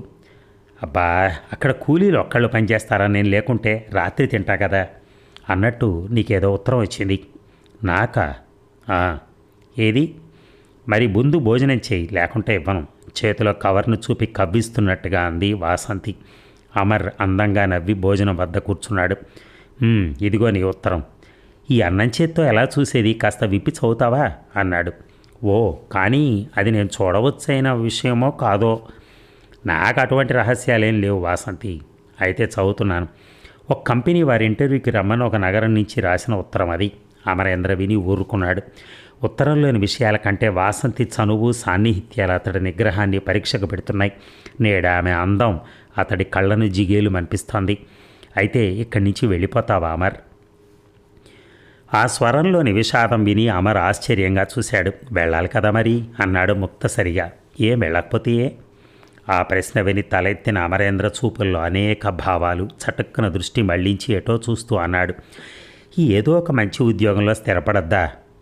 ఇక మాట్లాడేందుకేమీ లేదు వాసంతికి. కానీ ఆమె బాధ, కనులలోని అభ్యర్థన అమర్ తెలుసుకోలేకపోలేదు. అతను వెళ్ళిపోయాడు భోజనం ముగించి. వాసంతి వదలలేదు, వెన్నంటి వెళ్ళి అడిగింది. అమర్, ఎందుకు వెళ్ళిపోతున్నావు? ఆ కంఠంలో ఎంత మమత, మృదుత్వాలు. ఏమిటి వాసంతి అలా అడుగుతావు? నన్ను నువ్వు వదిలి వెళ్ళగలవు కదూ? అవునులే, ఎంతైనా మగవాడివి. గబగబా కన్నీరు కారిపోతూ ఉండగా తన గదిలోకి పారిపోయింది వాసంతి. అతడు పొలం నుంచి తిరిగి వచ్చే వరకు ఆమె అతన్ని గురించి ఆలోచిస్తోంది. అక్కడ అమర్ కూడా ప్రశాంతంగా లేడు. ఆమె రూపం, మాటలు అతన్ని వెన్నాడుతున్నాయి. ఏమిటి వాసంతి మనసు? అమర్, నీకు నాపై బాగా కోపంగా ఉంది కదూ? అతడు తిరిగి రాగానే అడిగింది. ఏమిటి వాసంతి, ఏమిటి ఈరోజు చాలా కలవరంగా ఉన్నావు? ఏ సినిమాకో వెళ్ళిరారాదు, కాస్త మార్పుగా ఉంటుంది అంటూనే వెళ్ళిపోయాడు. అతడెప్పుడు ఆమెతో మాట్లాడినా అలాగే మాట్లాడతాడు. ఆ స్నేహస్వరం, ఆ లాలన, ఆ ఆదరం తన సొంతం చేసుకోవాలని, అతడి గుండెపై వాలి సేద తీరి మరింత లాలనను, ప్రేమను అనుభవించాలని ఆమె స్త్రీ హృదయం తాతహలాడుతోంది. అయితే అది గుర్తించనట్టే ఉంటోంది అమరేంద్ర ప్రవర్తన. పూర్వంలాగే దూరంగా తన హద్దుల్లోనే ప్రవర్తిస్తున్నాడు. అతడికి తన మనస్సుని, ఆరాధనని నివేదించడం ఎలా? ఏమైనా సరే ఈరోజు అతడికి తన మనసును విప్పి చెప్పాలని నిర్ణయించుకుంది ఆమె. అమర్బాబు భోజనానికి రారటండి, జ్వరంగా ఉంది, నౌకరు చెప్పేసి వెళ్ళిపోయాడు. ఆత్రంగా వెళ్ళింది థర్మామీటర్ తీసుకుని. అమర్ తన గదిలో పడుకొని ఉన్నాడు. జ్వరం 104. ఎప్పటినుంచి? నుదుటిపై చేయి వేస్తూ అడిగింది. ఉదయం నుంచి ఉంది, త్రోసుకుని తిరుగుదామనుకున్నాను, కానీ మంచాన పడేసింది. తేలిగ్గా నవ్వేశాడు. మరి భోజనం ఎందుకు చేయాలి జ్వరంతో? నువ్వు చేయమన్నావు కదా. రకరకాల భావాలు అలలుగా కదిలిపోయాయి వాసంతి ముఖంలో. అయితే ఉద్యోగానికి వెళ్ళిన చోట ఇలా వస్తే ఎవరు చూస్తారు? దిక్కు లేని వాళ్ళకి దేవుడే దిక్కు. అంతేనా? మనమిద్దరినీ పరిచయం చేసింది కూడా ఈ జ్వరమే కదా, గుర్తుకు రావట్లేదా అమర్? అవును అన్నాడు నిర్లిప్తంగా. నాకేం పర్వాలేదు, ఏమైనా కావలిస్తే నౌకర్లు ఉండనే ఉన్నారు కదా, వెళ్ళు వాసంతి. వాసంతి వినిపించుకోలేదు. ఫ్రిడ్జ్ డోర్లోంచి చల్లని నీరు తెచ్చి రుమాలు అందులో తడిపి అతడు నుదుటిపై వేసింది. దిగ్గున లేచి కూర్చున్నాడు. వెళ్ళు వాసంతి, చెప్తే అర్థం చేసుకోవే. విస్తుపై చూసింది. ఆ కంఠం అటువంటి మందలింపు అమరేంద్ర నుంచి ఎప్పుడూ వినలేదు. ఇప్పటికే నీచులందరికీ ఇష్టం వచ్చినట్టు వాగే అవకాశం దొరికింది. ఇంకా మనం వాళ్ళను వాగించడం దేనికి? ఒక్కసారి అతడి కన్నుల్లోకి చూసిన వాసంతి లేచి నెమ్మదిగా భారంగా కదిలిపోయింది. అమర్ బరువుగా నిశ్వసించి కనులు మూసుకున్నాడు. నిష్క్రమించుతున్న వాసంతినే చూస్తూ. ఇప్పటికీ ఆమెకు తన మనసు తనకు తెలిసొచ్చింది. కానీ ఆ పైన ఆలోచించలేక మగతగా కనులు మూసుకున్నాడు అతడు. ఇక అర్ధరాత్రి వేళ ఇల్లు చేరిన మోహన్ యథాలాపంగా అమరేంద్ర గది వైపు చూశాడు. గదిలోంచి సన్నగా మూలుగు వినిపిస్తోంది. ఇదేమిటి, ఒక్కడు పాపం ఎవరూ చూడలేదా ఏమిటి? వాసంతి గదివైపు నడిచిన అతడు మరింత నిర్ఘాంతపోతూ నిలబడ్డాడు. వాసంతి నిద్రపోలేదు. వెక్కి వెక్కి ఏడుస్తోంది. వాసంతి. రెండోసారి బిగ్గరగా పిలిచిన తర్వాత వాసంతి అదిరిపాటుతో లేచొచ్చింది. ఎంత తుడుచుకున్నా ఆగని కన్నీటి స్రవంతితో. వాసంతి ఏమిటి? మాట్లాడక పెదవిని పంటితో నొక్కి నేల చూపులు చూడసాగింది ఆమె. అమర్కి బాగా జ్వరం, స్పృహలో లేడు. నీకు తెలుసా? అవునన్నట్టుగా తల పంకించింది. మరి డాక్టర్ని పిలవలేదా? కనీసం ఏమైనా మాత్రలు కానీ? వాసంతి కనులెత్తి తీక్షణంగా చూసింది. నేను ఆ గదిలోకి వెళ్తేనే అతను మైలో పడిపోతాడట. ఇంకేం చేసేది అని ఒక సోఫాలో కూలబడింది. ఏమీ అర్థం కాకపోయినా ఇరువురికి ఏదో కలహం వంటిది జరిగిందని భావించాడు. నేనిస్తాను, ఏమైనా ట్యాబ్లెట్స్ ఉంటే ఇవ్వు. మౌనంగా అల్మరా నుంచి తీసిచ్చి ఎలా వెయ్యాలో చెప్పింది. తెల్లవారులు అమరేంద్ర దగ్గర తానే కూర్చున్నాడు మోహన్. మర్నాడు ఉదయం 10 గంటలకు అతడికి కొంత నెమ్మదించి మామూలుగా మాట్లాడటం ప్రారంభించాడు. అయితే అంతవరకు వాసంతి ఒక్కసారి కూడా అటువైపు రాకపోవటం, అమరేంద్ర యోగక్షేమాలు కనుగొనకపోవటం అతడికి ఆశ్చర్యం అనిపించింది. అమరేంద్ర 11 గంటలకు అడిగాడు, మరి నిగ్రహించుకోలేక. మోహన్, వాసంతి కనిపించదే? నువ్వు వాసంతి ఏమీ పోట్లాడుకోలేదు కదా? ఏ? రాత్రి నేను వచ్చేసరికి నీకు స్పృహ లేక మూలుగుతున్నావు. వాసంతి తన గదిలో కుమిలి కుమిలి ఏడుస్తోంది. అడిగితే చెప్పలేనట్టుగా ఆగిపోయాడు. చెప్పు మోహన్. అతడి గదిలోకి వెళ్తే నిషేధం అన్నట్టుగా ఏమేమో మాట్లాడింది. బాగా బాధపడుతోంది. నవ్వలేక నవ్వాడు అమర్. చెప్పు అమర్, మళ్ళీ కిషోర్ కానీ ఏమైనా అన్నాడా? నెట్టూర్చాడు అమరేంద్ర. ఒక్క కిషోర్ ఏమిటి, లోకం అంతా. పొలాల్లోకి వెళ్ళాను. అక్కడ చాటుమాటుగా పాలేళ్ళు ఏదో చెవిలో కొనుక్కోవటమే.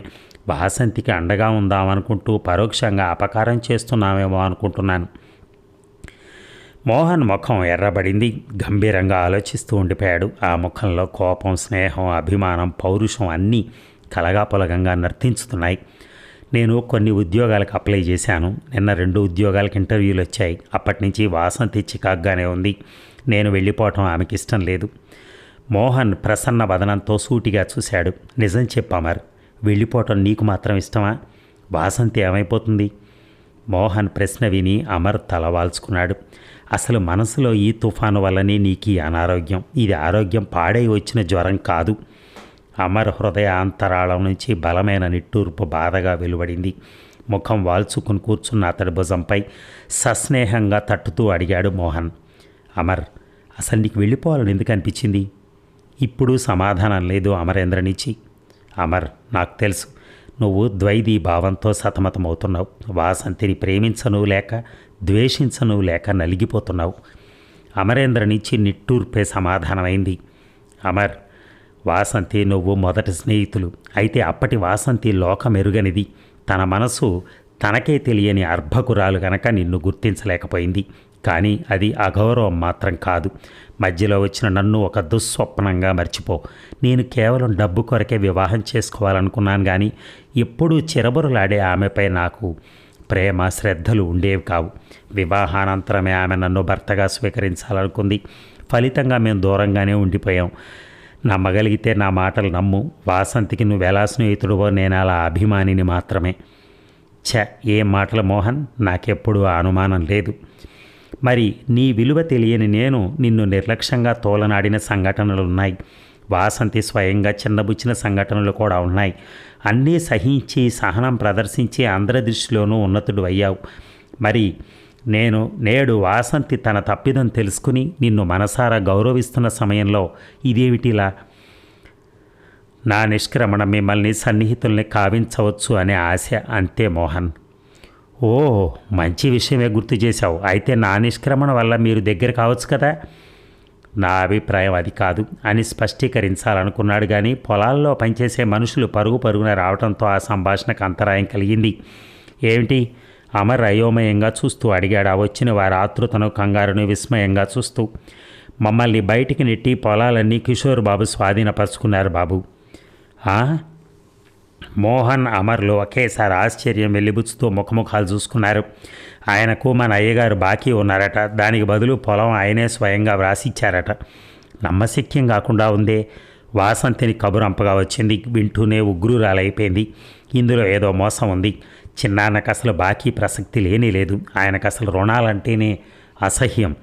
మోహన్ అమరేంద్ర ఇద్దరూ తల పంకించారు. చిన్నాన్నతో చెప్పి తెలుసుకురానా? వద్దు. అమర్ కంగారుగా వారించాడు. ఆయనకిప్పుడు రక్తపు పోటు, గుండెదడ రావచ్చు. అమర్, నేను వెళ్ళి అసలు ఏమిటో కనుక్కొస్తాను. కిషోర్ వచ్చి పచ్చి మోసగాడు. మోసాన్ని మోసంతోనే జయించాలి అన్నాడు మోహన్. పద. అరెరే, జ్వరంతో నువ్వెక్కడికి, నేను చూస్తా కదా. ఇంకా ఎక్కడి జ్వరం? ఇంత జరిగాక ఆ కిషోర్కి వచ్చిన జ్వరము జబ్బు ఏమిటో వదిలించాలిగా ముందు.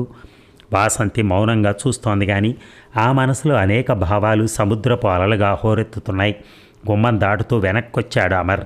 వాసంతి, చిన్నాన్నగారి గదిలో ఉండు, వెళ్ళు, ఒక్కతివే కూర్చోకు అంటూ నౌకర్లందరినీ హెచ్చరించాడు.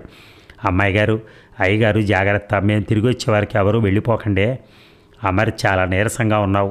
ఏమో హెచ్చరించాలనుకుంది కానీ మరి మాట్లాడలేకపోయింది. ఏం పర్వాలేదు, మీరు జాగ్రత్తగా ఉండండి అంటూ వెళ్ళిపోయిన అమర్ ఆమె కన్నుల్లో నీటి తరణ గమనించలేదు. కానీ వరండాలోంచి చూస్తున్న మోహన్ మాత్రం దాన్ని స్పష్టంగా చూశాడు. మనసులో మమత అనేది ఉంటే ఎంత మభ్యపెట్టి ప్రవర్తించాలనుకున్నా మరుగుపరచలేరు. మమత ఏదో విధంగా ప్రదర్శితం కాక మానదు. ఇక జీబొచ్చి ఆగడం చూసి కూడా కిషోర్ లెక్కలేనట్టే, గమనించనట్టే వాలు కుర్చీలో పైప్ పీలుస్తూ ఏవో కాగితాలు చూసుకుంటున్నాడు. అతడికి చుట్టూ బలిష్టమైన మనుషులు కాపలా వలె నిలిచి ఉన్నారు. అతడి తాలూకా మనుషులే పొలమంతా పనిచేస్తూ పరుచుకుని ఉన్నారు. మోహన్, అమర్లు ఒకరినొకరు చూసుకున్నారు. ఆ చూపులతోని ఏమో మాట్లాడుకున్నారు. అమర్ సౌమ్యంగా ప్రారంభించాడు. కిషోర్, ఏమిటిది? మా మనుషుల్ని గెంటి వేశావట? కిషోర్ తలెత్తి చూడకనే నిర్లక్ష్యంగా జవాబిచ్చాడు. కారణం ఉంది గనకే. అదే ఏమిటని అప్పటికీ శాంతం కోల్పోకనే అడిగాడు అమరేంద్ర.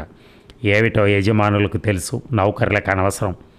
మరుక్షణంలో అతడి షర్టు కాలర్ పట్టి పైకి లేవదీసి నిలబెట్టి క్రోధంగా అడిగాడు మోహన్. అది ఎటువంటి కారణమో యజమానులకు కూడా తెలియకనే మమ్మల్ని పంపారు. తెలియచెప్పు. నేను అమర్లాగా శాంతమూర్తిని కాను, మోటువాణ్ణి. జాగ్రత్త. షర్టు విడిపించుకోవటానికి గింజుకుంటూ అన్నాడు కిషోర్. నాకు బాకీ పడి తీర్చలేక ఈ పొలం ఇచ్చేశారు. ఎప్పుడు? 2 ఏళ్ల క్రితమే బాకీకి పొలం హామీ ఇచ్చారు. ఏది ఆ కాగితం? ఇంటి దగ్గర ఉంది, ఇక్కడ లేదు. అయితే పద వెళ్దాం, మేము చూడాలి. అవసరం లేదు, ఆనందయ్య అడిగినప్పుడు చూపుతాను. మీరెవరు మధ్యలో? మరుక్షణం మోహన్ చేతి దెబ్బ రుచి చూసిన కిషోర్ నేల కరిచాడు. కిషోర్ మనుషులు అమర్, మోహన్లపై తలపడ్డారు. 10 మందినైనా తానొక్కడై చావగొట్టగల నేర్పు, అనుభవం కల మోహన్కి అమరేంద్ర ఏమీ తీసిపోలేదు. అంతటి భీకర పోరాటంలోనూ మోహన్ అమరేంద్ర విజృంభణను గమనిస్తూనే ఉన్నాడు. మెచ్చుకోలుగా ఒక్కొక్క ప్రశంసా వాక్యాన్ని విసురుతూనే ఉన్నాడు. ఆనందయ్య పొలంలో పనిచేసేవారు కూడా కలగజేసుకోవడంతో పరిస్థితి అదుపులోకి వచ్చింది. ఓ అరగంట అనంతరం తన జీతగాండ్రు ఖాళీకి బుద్ధి చెప్పగా ఒంటరిగా మిగిలిన కిషోర్కి వినయంగా జవాబులు చెప్పక తప్పలేదు. ఏవి నీకు ఆనందయ్య గారు రాసిచ్చిన కాగితాలు? మోహన్ కరుగ్గా అడిగాడు. నీకు న్యాయంగా చెందవలసింది ఏదైనా ఇవ్వటానికి ఎవరైనా నిరాకరిస్తే బల ప్రయోగంతో స్వాధీనపరచుకోవాలి. అసలు ఏమీ లేనిదే వెర్రి వేషాలు ఎందుకు? లాయరు కూడాను, అమర్ మందలింపుగా అన్నాడు. బోన్లో పులిలా ఉంది కిషోర్ స్థితి. కిషోర్, మర్యాదగా చెప్పు, ఎందుకు నీకు ఈ దుర్బుద్ధి పుట్టింది? అమరేంద్ర సూటిగా అడిగాడు. దుర్బుద్ధి కాదు, దురాశ అను అని మోహన్ అందుకున్నాడు. ఆనందయ్య గారి పాదాలు కడుక్కుని త్రాగుతూ ఆయన సహకారం వలన ప్లేడర్గా నిలదొక్కుని బతుకుతున్న నువ్వు ఈనాడు ఆనందయ్య అని ఏకవచన ప్రయోగం చేయటానికి కూడా సాహసించావు కదూ. రోషంగా తలెత్తాడు కిషోర్. మాటలు తిన్నగా రాని, నేనెవడు కాళ్ళు పట్టను లేదు, ఎవడు నాకు సహాయం చేయను లేదు. అట్టే ప్రగల్భాలు పలకకు. తల్లి పుట్టింటి సంగతి మేనమాకు చెప్పాల్సిన అవసరం లేదు. ఆనందయ్య గారి చెల్లెలికి అక్రమ సంతతివి నువ్వు. ఎంతటి నిరంకుశుడైతేనే బంధుప్రీతి కూడా ఉన్నందున ఆయన నిన్ను మరణించిన చెల్లెలికి ఇచ్చిన మాట ప్రకారం లాయర్ని చేశారు, ఆదరించుతున్నారు. ఈ మత్స మూలంగానే నీకింతవరకు ఏ కులమింటి కన్యతోనూ వివాహం కాలేదు. కిషోర్ వదనం వాడిపోయిన, మాట పదునుగా ఉంది. నీకెలా తెలిసి ఇవన్నీ? వికటాట్టహాసం చేశాడు మోహన్. మన విషయం మనకంటే మన ఇంటి నౌకర్లకు బాగా తెలుస్తుంది. నువ్వు నాపై నిఘా ఉంచి లంచాలిస్తున్న నౌకర్లే నీ విషయాలు, రహస్యాలు నాకు చేరవేశారు. ఆశ్చర్యం ప్రకటితమైంది కిషోర్లో. అవును, నేను నీ వంటి వాడినేగా మరి. కానీ నీలాగా నేను అసత్యాలు, అస్వాభావికమైన ప్రగల్భాలు పలకను. నిజం అంగీకరించి ధైర్యంగా నిలబడతాను. సరే అవన్నీ నాకెందుకు. ఇప్పటికీ తన రహస్యం వెల్లడైపోయిందనే ఉక్రోషంతో ఉన్న కిషోర్ ప్లేటు ఫిరాయించాడు. అవన్నీ నాకెందుకు, అసలు విషయానికి రా. అమర్ కలగ చేసుకున్నాడు. అదే మేమడిగేదేను. అసలు విషయం వదిలి డొంక తిరుగులు దేనికి? నేనేమి బందిపోటును గాను మీ ఆస్తి పాస్తులు అక్రమంగా ఎగరేసుకెళ్ళటానికి. ఇదిగో రుజువు. జేబులో కాగితం తీసి చూపాడు. పరిశీలనగా చూసిన అమరేంద్ర మోహన్లు ముఖమొహాలు చూసుకున్నారు. 2 సంవత్సరాల క్రితం 1,50,000 రూపాయలు నీ వద్ద ఆనందయ్య గారు అప్పు తీసుకున్నారా? ఆ రుణానికి బదులుగా 2 నెలల నాడే ఆయన విల్లు రాసినప్పుడు ఈ పొలం తక్షణ స్వాధీనపు హక్కుతో వ్రాసిచ్చారా? మోహన్ వ్యంగ్యంగా అడిగాడు కిషోర్ని. అమర్ సాలోచనగా అన్నాడు. మరి అప్పుడే ఎందుకు స్వాధీనం చేసుకోలేదు?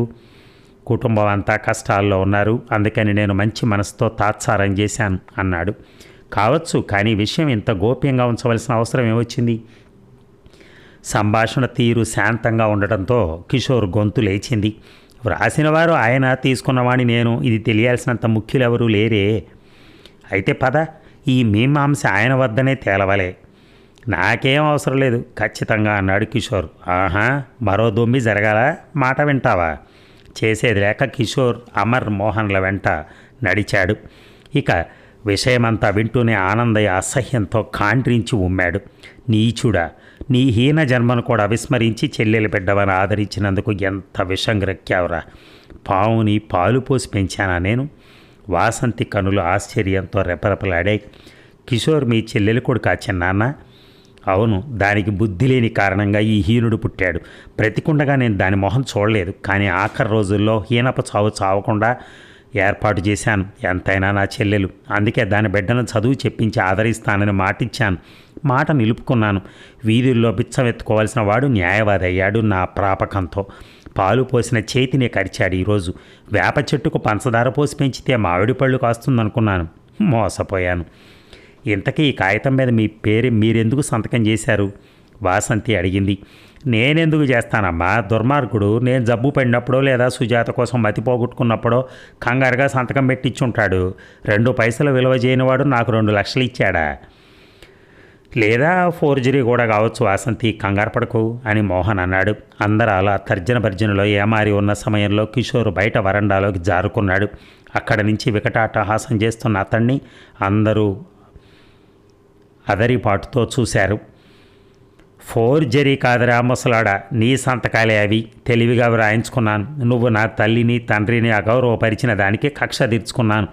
నా జన్మను అల్పంగా చూసి మా అమ్మను కించపరిచి ఇంటి నుంచి గెంటివేశావు. ఇది దానికి ప్రతిఫలం అనుకో. ఇక బ్రహ్మదేవుడు కాదు కదా, అతడి తాత ముత్తాతలు కూడా నిన్ను రక్షించలేరు. నీ మేడ కూడా నా స్వాధీనం అవుతుంది కొద్ది రోజుల్లో. అది నా పేరునే వ్రాయించుకున్నాను. నా తల్లి ఆనాడు వీధులు పాలైనట్టు నువ్వు అవుతావు. ఇక వాసంతి, నీ పొగరణిగిందా? ఇప్పుడు కాళ్ల బేరానికి వస్తావుగా. ఈ స్థితిలో నువ్వేమిటి, నీ తాతల వంటి వాళ్ళు కూడా వస్తారు. మెరుపు వలె మోహన్ ముందు కురికి కిషోర్ను ఒడిసి పట్టుకున్నాడు. ఇంతవరకు నిన్ను చాలా గౌరవంగానే చూశాం, కానీ ఇప్పుడు నిరూపించావు నువ్వు అందుకు అనర్హుడివి అని. అమర్, వీడిని ముందు ఆ కుర్చీలో పడేసి కట్టేయి. వాసంతి త్రాళ్ళు తెచ్చింది. మంచి పని చేశారు. ఆ కాగితాలు ఎక్కడున్నాయో చెప్పించి తీసుకురండి. ఇంత నీచుడని తెలియక చేరదీశాను రొప్పుతూ అన్నాడు ఆనందయ్య. వీడు చూపుతున్నది నకళ్ళు, అసలువి కావు. చిన్నాన్న, మీరు హైరాణ పడకండి. అందుకే నేను మొదటే చెప్పాను, మీకు విపరీతమైన ధనం కూడా ఇటువంటి నాగుపాముల్ని చేరదీసి అనర్థాలను కల్పిస్తుందని. నిజమేనమ్మా. కిషోర్ మొదట బెంకంగా ఉన్నా పెదప దారికి రాక తప్పలేదు. నేను చాలా మొండివాడిని. నేనేమైనా ఏడ్చేవాళ్ళు లేరు. నిన్ను చంపి జైలుకు కూడా పోగలను సునాయాసంగా. కనుక చెప్పేసి ఆ కాగితాలన్నీ ఎక్కడున్నాయో కర్కశంగా అడిగాడు మోహన్. సమాధానం రాకపోగా ఎడాపెడా వాయించాడు బలంగా. అమర్ కల్పించుకున్నాడు. మర్యాదగా చెప్పు, లేదా నరకమే చూస్తావు. నేను మంచివారికే మంచివాడిని, మొండి దగ్గర మొండిని. చెప్పు, మళ్ళీ మోహన్ అందుకున్నాడు కిషోర్ జుత్తు పట్టి గుంజుతూ. సినిమాలు చూసి చూసి నీ మతిపోయిందనుకుంటాను. విలన్గాడికి ఎప్పుడూ పరాజయమే తెలుసా. ఆస్తిని అక్రమంగా పొందాలని, ఆడదాన్ని బలవంతంగా చేపట్టాలని ఆశించేవాడెవడూ బాగుపడ్డావు. స్త్రీని ప్రేమతో జయించాలి, అనురాగంతో ఆకట్టుకోవాలి, కానీ అది అధికారంతో కాదురా వివేకి. మరి దారి లేని కిషోర్ ఆ కాగితాలను తన ఇంట ఎక్కడ దాచింది చెప్పాడు. అవి నా పుస్తకాల బీరువాలో ఉంటాయి అని. ఏ వరుసలో ఏ పుస్తకంలో దాచావో కూడా చెప్పు. గుర్తులేదు, నన్ను తీసుకెళ్ళు. లేనిదేని మీ వల్ల కాదు.